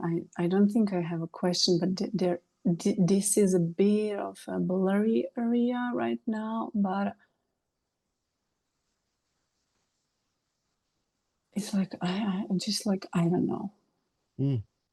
And a mixture. Sometimes there's like a bit like fear. Yeah, again, I'd say that sort of, what if I'm doing something wrong kind of feeling. But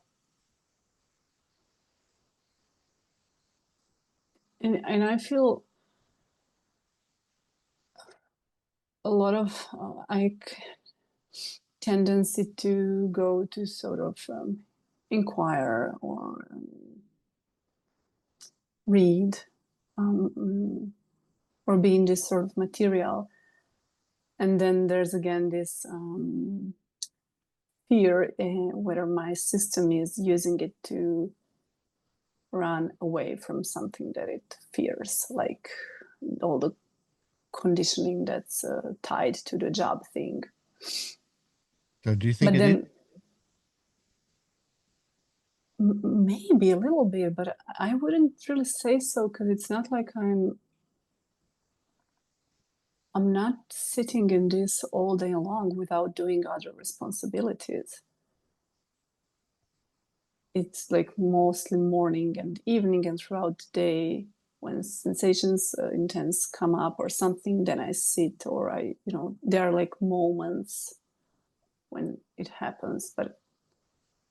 And there's also time devoted to sending applications and so forth. But yeah, This idea that comes up that you're avoiding responsibility. What's your thoughts about that story?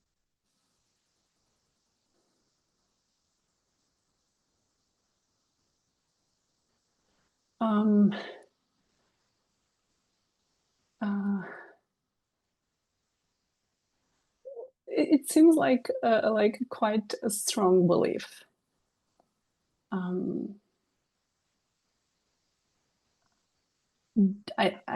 There has been a lot tied to that in my system. Mm. And mom comes up, and my grandparents, and the way I was raised. Like we were raised like an army. Yeah. So you can see that those ideas turn up as a result of the way you were brought up, as a result of your conditioning. Yeah. So does that mean that that you recognize them as conditioned and they have less importance, or do you still have strong reactions to want to obey them? The reactions are not as strong as they used to be.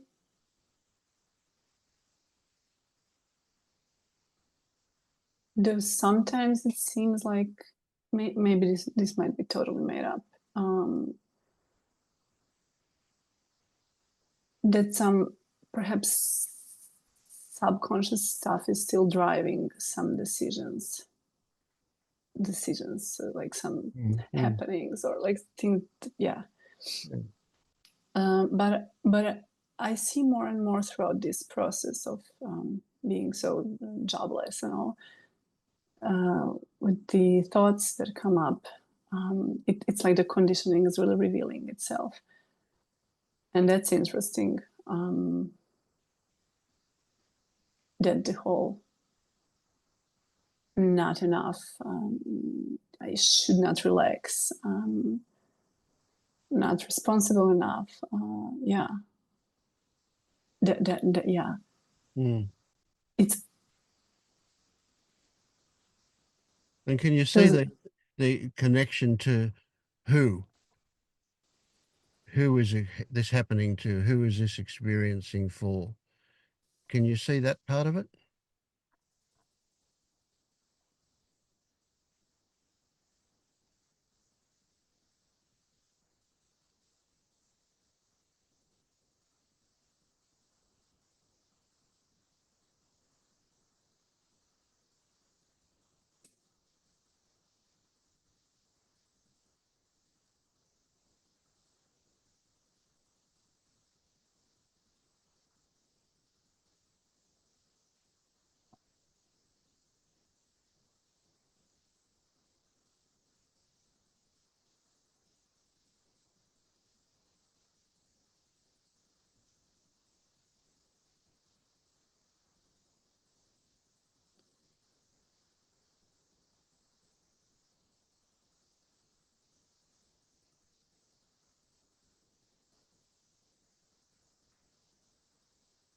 I don't think I can see it right now.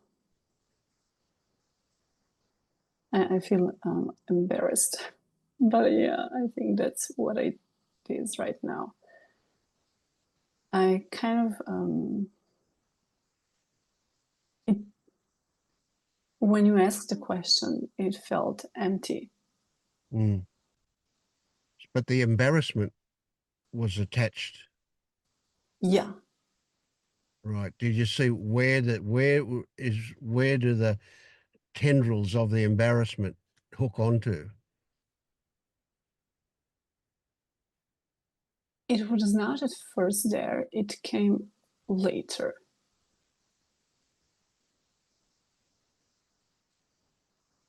Like thoughts, like what will you think about me? And Right. yeah.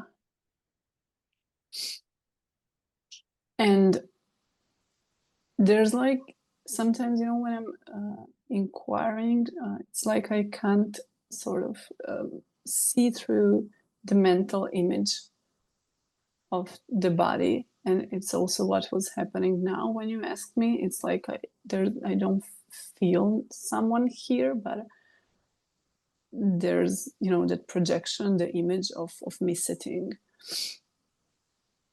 And lately, when there's sort of, oh, but that's just an image, nothing happens, it's like the image just stays. And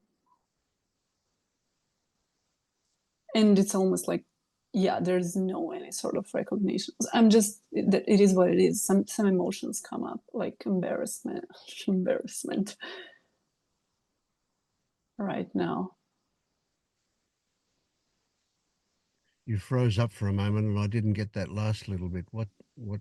I said, yeah, I said some emotions come up Mhm.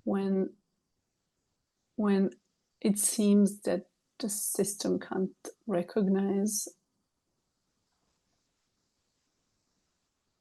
like embarrassment Mm. a little bit ago. Yeah.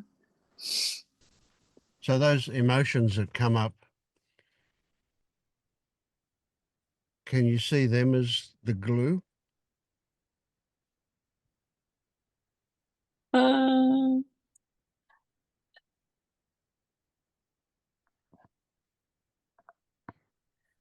but the thing is, it's been like that for weeks, and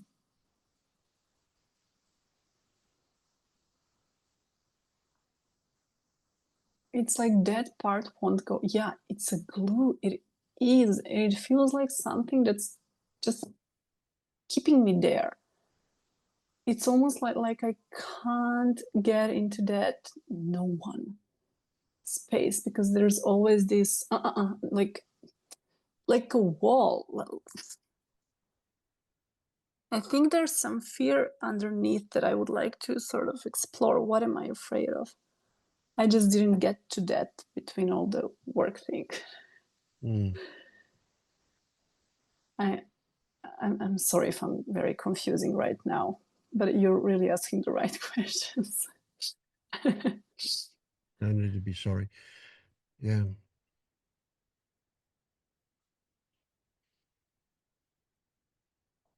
What makes it your embarrassment?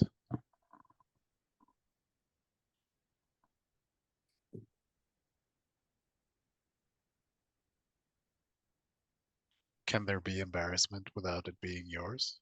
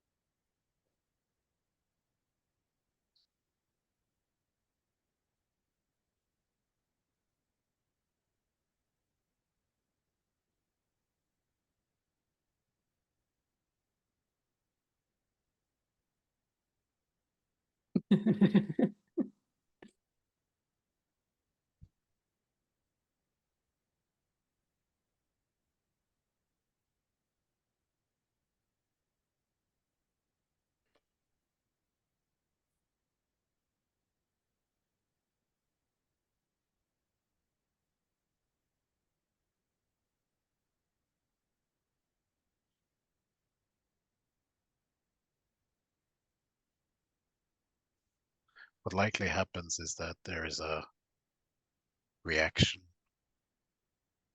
a sensational reaction, an interpretation of that reaction that says that this is embarrassment, which then plays off a story. And in that story, there is this ownership attached to it. But what if it can just be an experience that is happening without it meaning anything about anyone?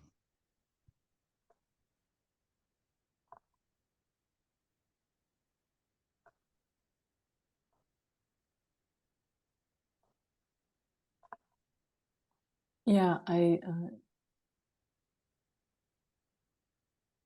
the question was spot on.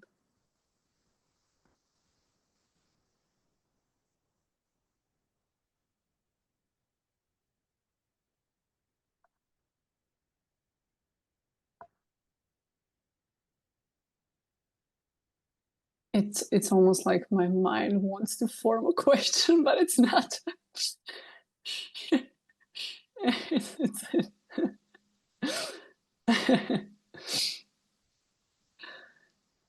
it's, it's funny.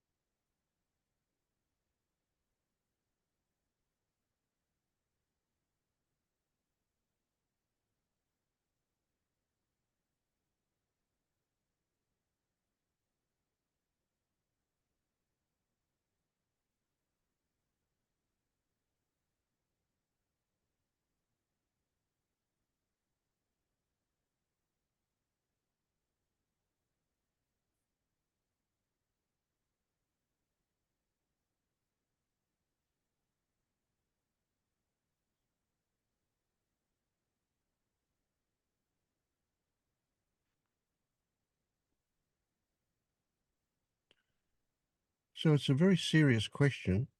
Is it possible to have the experience without somebody owning it?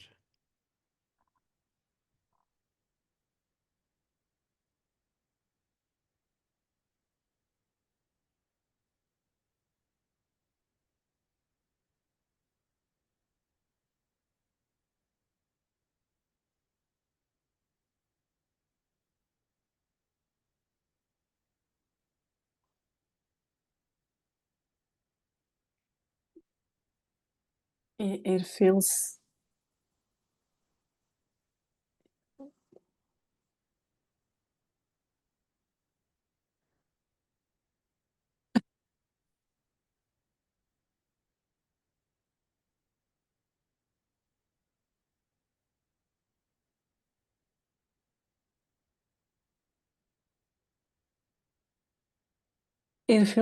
yes, and it feels like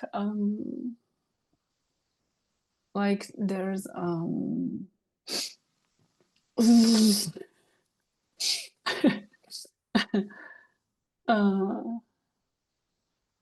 yeah, almost like just grabbing, and it's like when that sort of happens. I can call it a glimpse. I don't know. Um,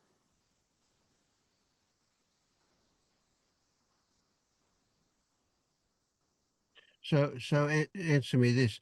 Did you answer that question from memory of experience, or did you arrive at a logical conclusion? to answer that question? Memory of experience. Yes. So you have But- experienced experience without ownership. Well, it felt that way. Yeah, I suppose. But your experience of embarrassment definitely has ownership, or maybe not. No, because now with the two of you, well, we were silent. There, like lots of embarrassment was coming up, and it was like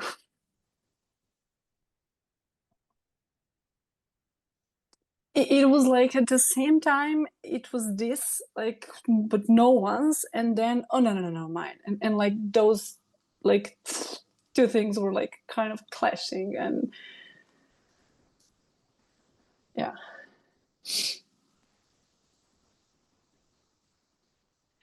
What is the difference? Let's say there's a piece of music playing. What makes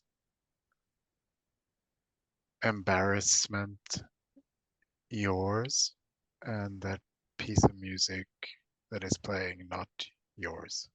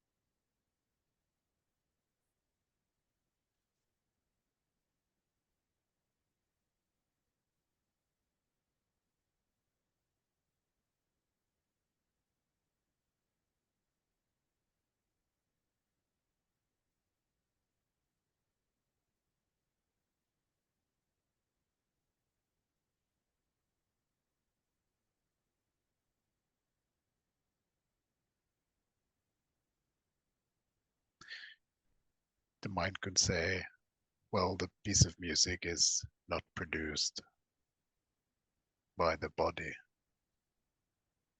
So you could say, well, there's a belief that I am the body. But really, look, what does that even mean?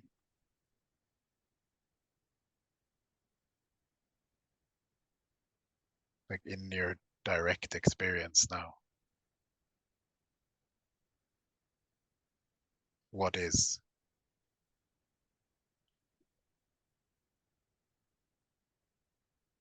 What makes that true?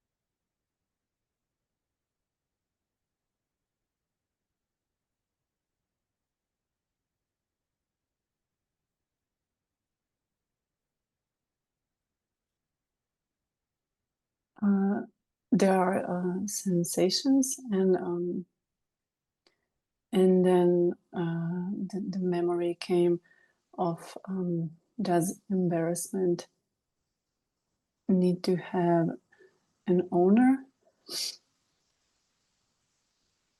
And then that sort of clicks again. Like that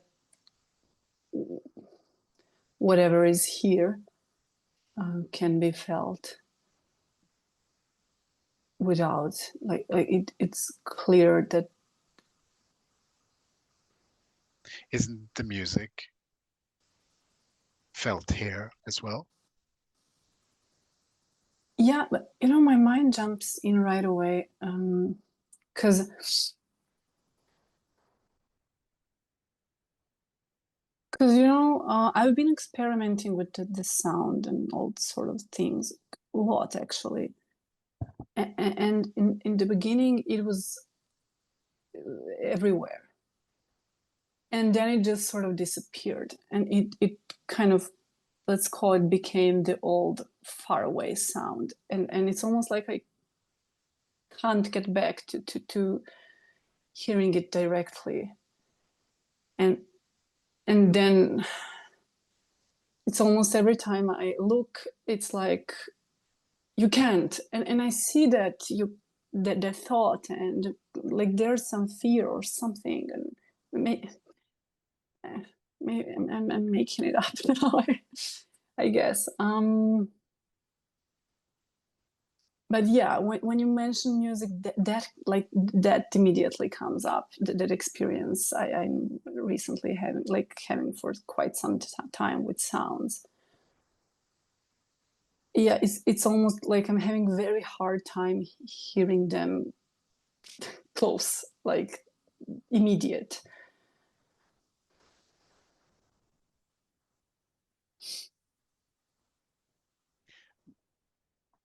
That feels like a conclusion the mind has made. Yeah, yeah. Oh,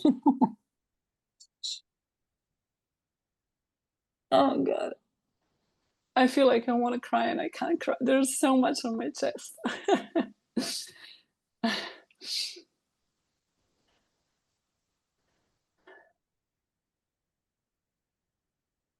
If you really get still and just look,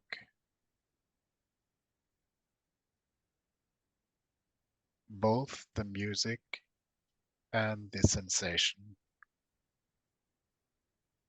is appearing in the same field of awareness, so to speak.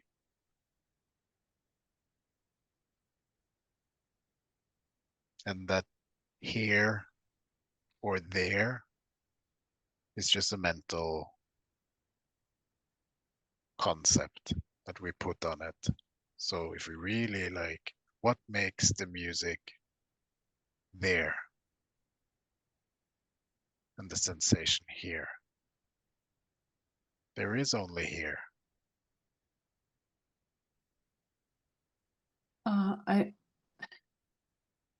I feel like I'm almost not hearing you as I sometimes do, like very very felt, because while you were speaking, there were thoughts about my recent experience of that, and then there was thoughts and thoughts.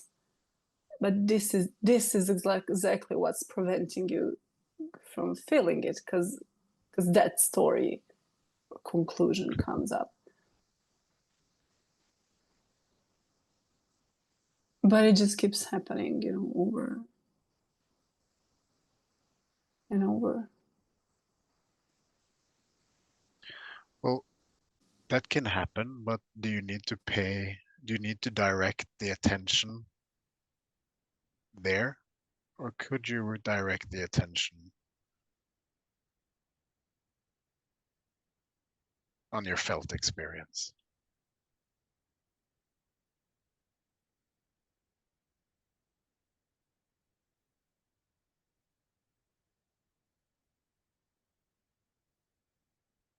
It's like a ping pong. The more I try to direct attention on the felt experience, the stronger it's like this is. It's like, it's almost like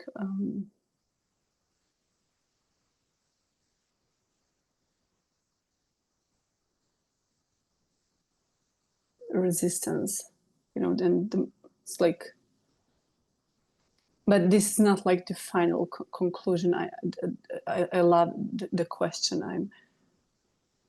I'm gonna try to sort of, you know, spread it and just leave everything like this is felt at the same time, the thoughts and comes up in the body at the same time, while this sound right now there.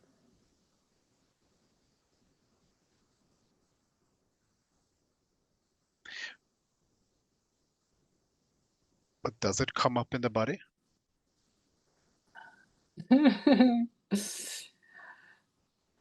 Yeah.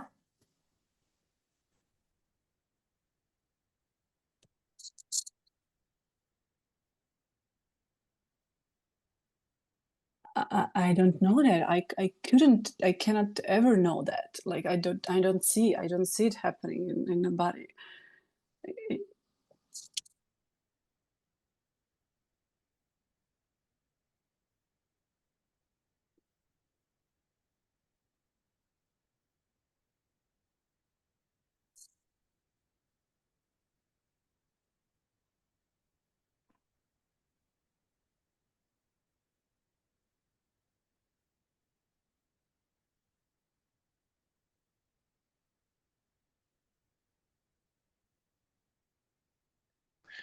So this is one of those things that, can't really mm,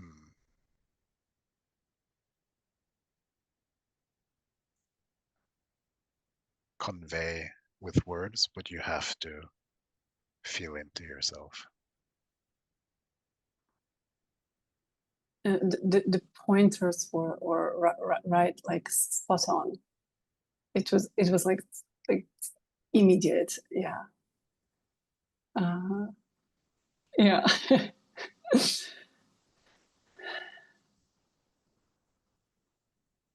I'm sure it's gonna come up when I'll be sitting with it later.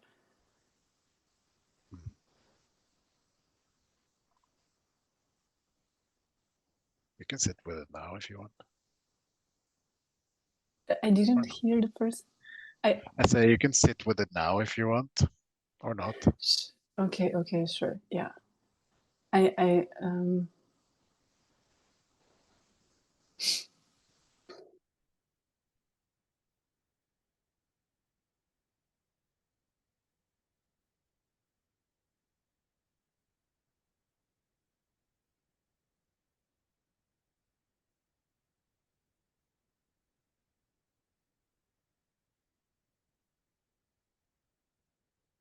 I'd say it's almost like I can't hear things now. I just feel a strong contraction in my belly.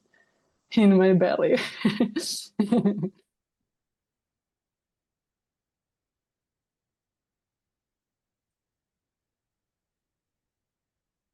And label fear.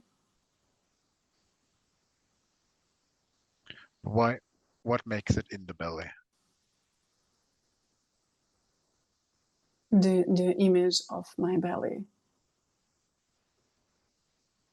And the sense of it being down there.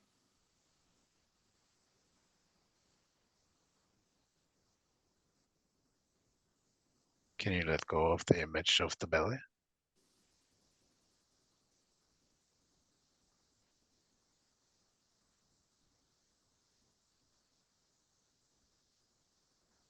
Okay, I had thoughts, I can't, I'm not good enough, I can't.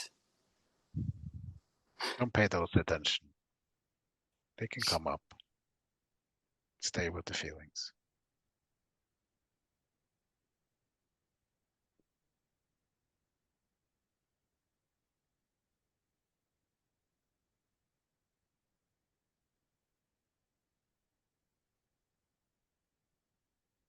No, it's chest.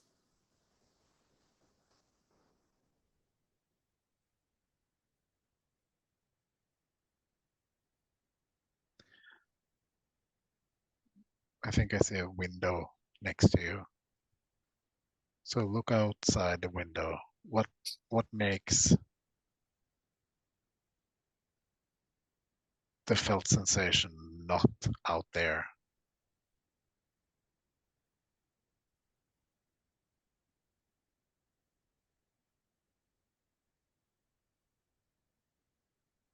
Can it be out there?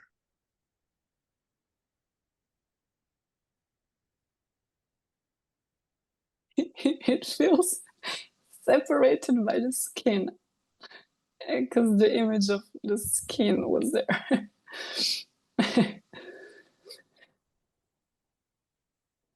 That is a mental body image again.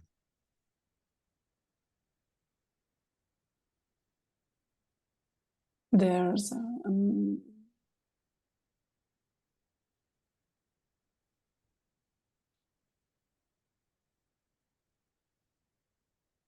there are thoughts and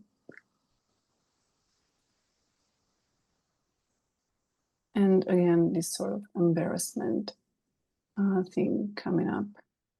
Yeah, don't Like, pay 'cause- those attention. Stay with the feeling.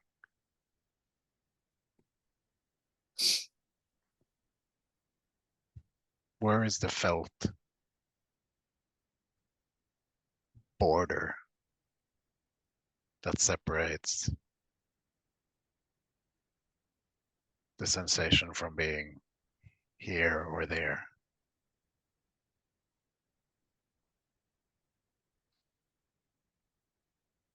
Where does it start? Where does it end?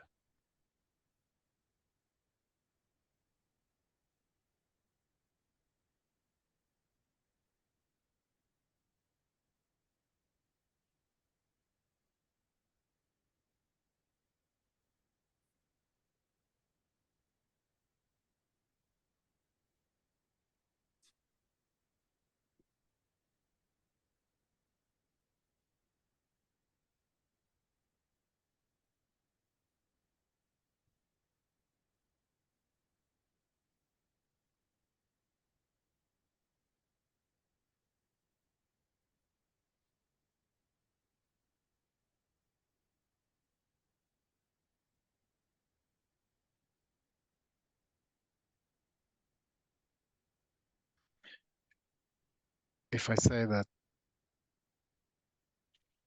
the sensation is permeating the whole field of awareness,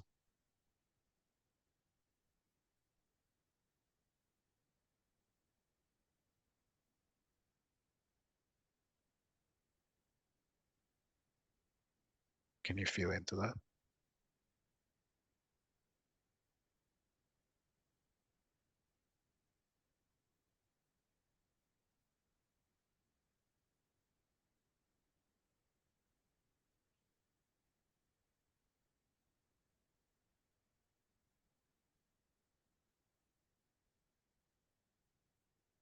I'm afraid. Mm. It's not that I don't want to. I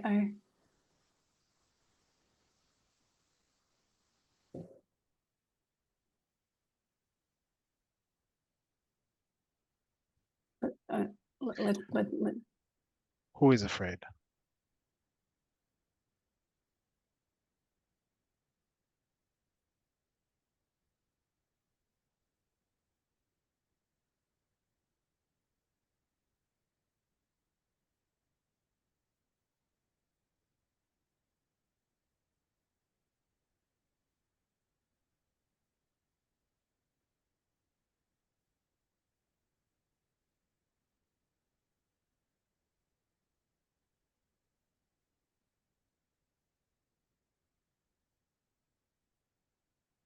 What is that experience of being afraid?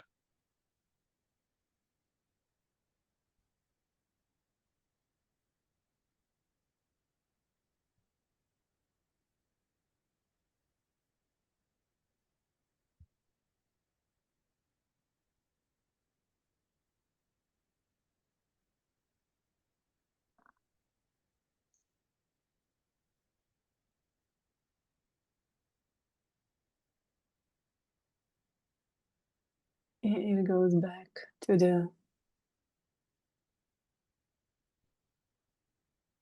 belly concentrated thing.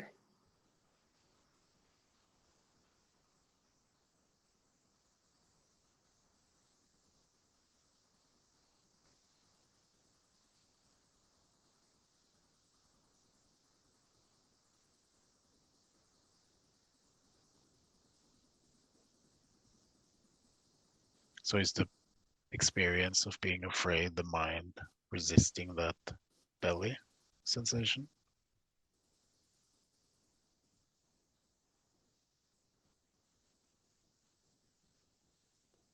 It does feel like a shield, sort of. What feels like a shield? The belly. Like,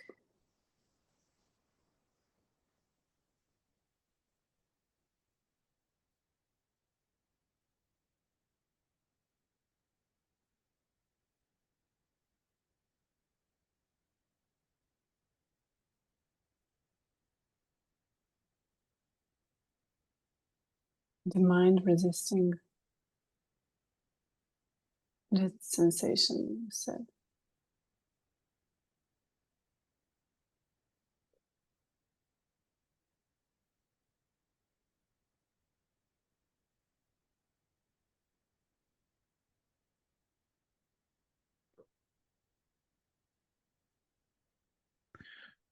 Isn't what happening that the mind interprets the belly sensation as unpleasant, uncomfortable, and keeps offering up stuff for you to hook onto, not to actually look at what is happening?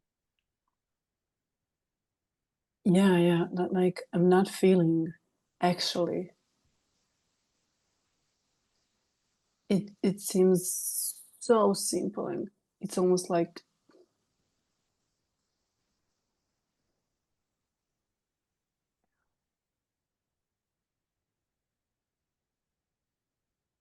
yeah, hooks, yeah.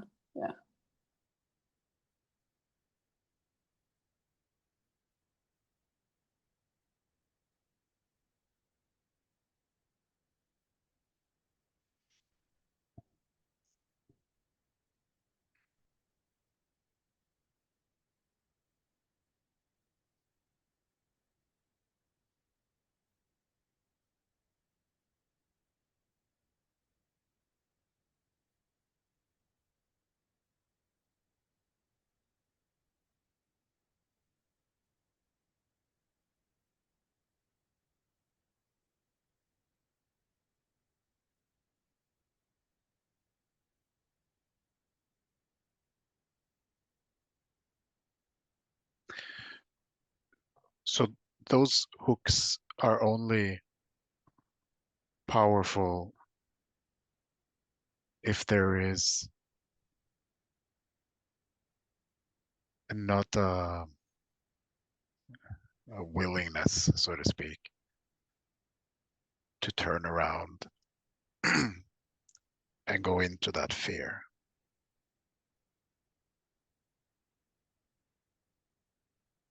Because the hooks are just offering ways out, which isn't really out, but it seems like that.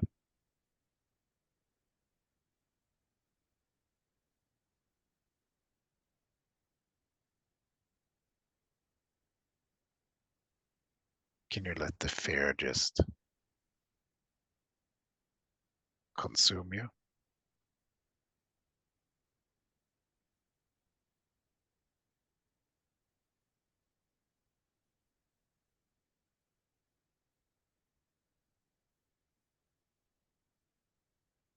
It's like there's a story I I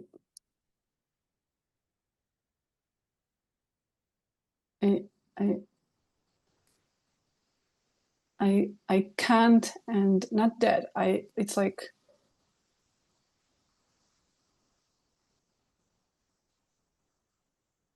I would like to feel whatever. Like it can be, yeah, But that is the story. That is the mind again.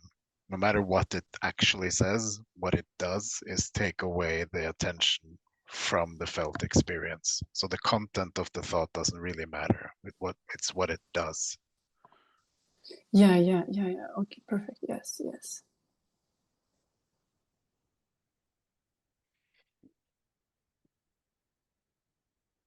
And it's not failure if you can't do this. I'm just inviting you to kind of look at this and explore this,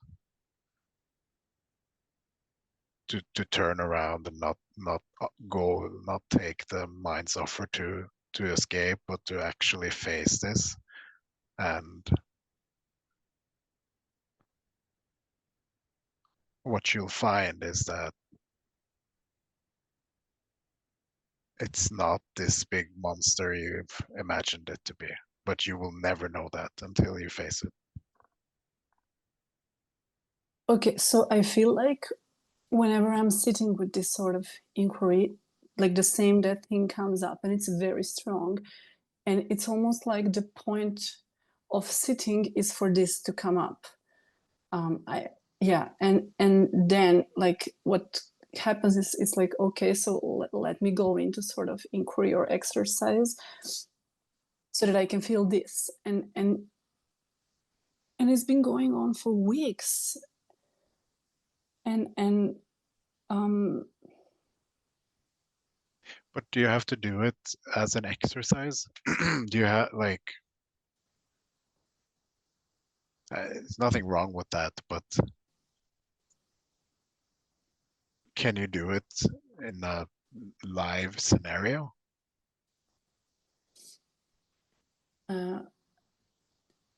It's very difficult for me when I'm talking to other people. I can feel, but it's yeah, I can do while I'm walking or like when I'm alone. But So turning around and facing the fear, for example, is doing that while talking to people. so how do you, yeah, because then I feel like I'm just staring. Because I know this is a social thing. Even my friend told me recently, blink already, Tamara. I was like, well, I just feel calm, like I feel very weird. How do you go about it in the social Well, so the way you and me just sat now, I can get that would be not functional to do in a social setting,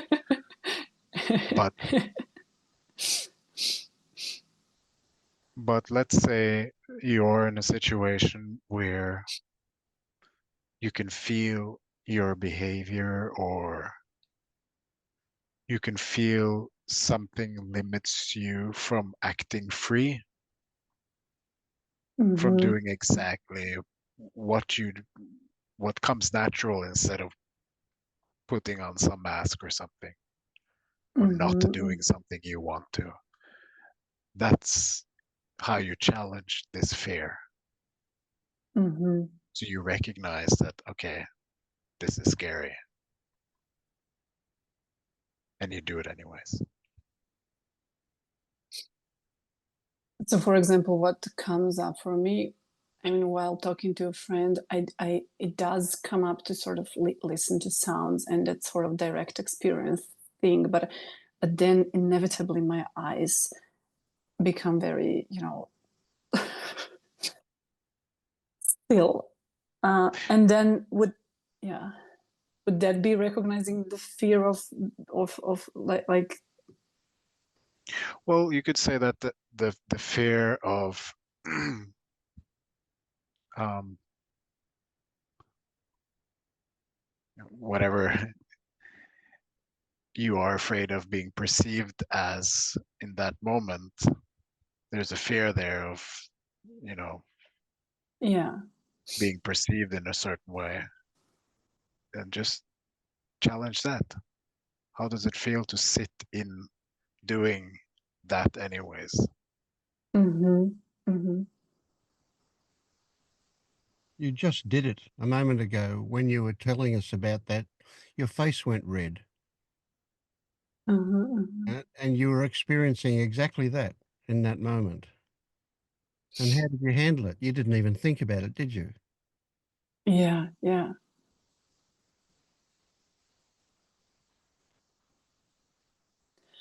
So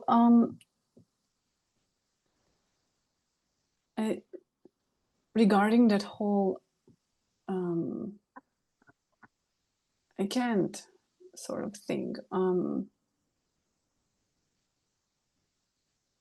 it did feel like it was just a wall that I couldn't, go through now, as I say, for weeks. And what you said, like let the fear overcome me.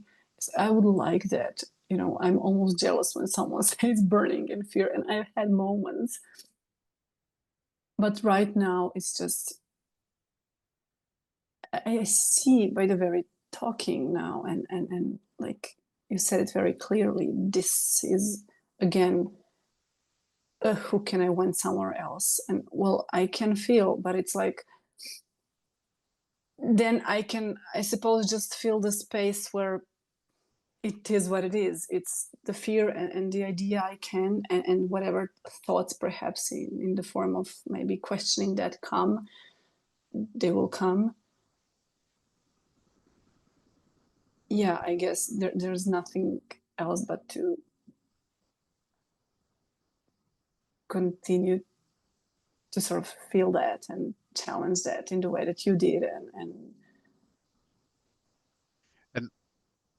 So the way that mind often wants to put this is that, you know, you have to do it perfect the first time or the second time, or all the way the first time or the second time, but that's not how it works.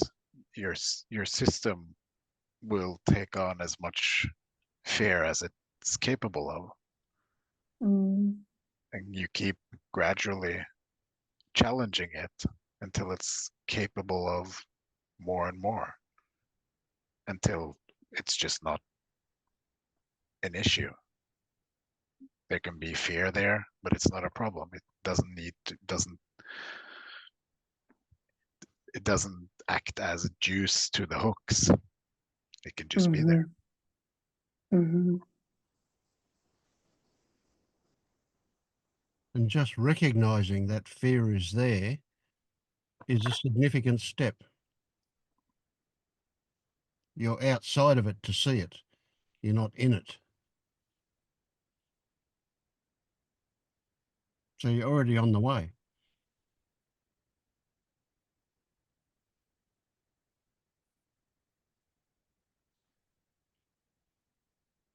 The difference now is we've had this conversation. You have become aware of this. There's a new program perhaps installed now in the system, and this will become a thing that gets challenged.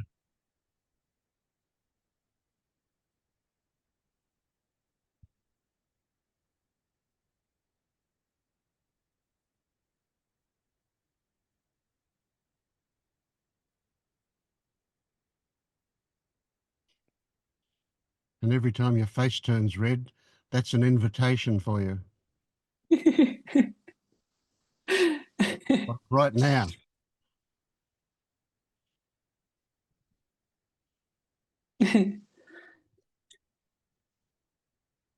I'm very grateful to you guys. Yeah, you're giving me plenty of time every time, and you don't have to, and it's yeah, beautiful. It's just yeah. Oh, you don't deserve it.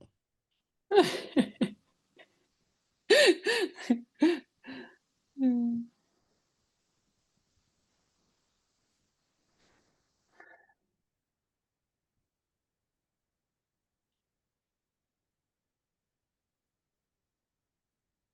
I'm gonna mute myself now.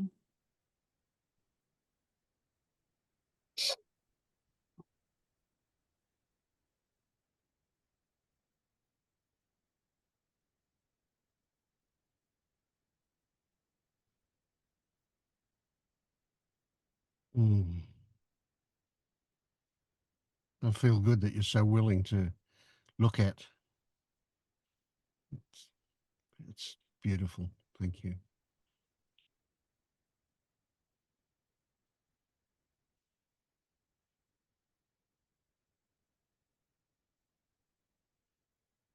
All right, so we'll wind up for the day, eh? Thank you. everybody. Thank you guys. Take care.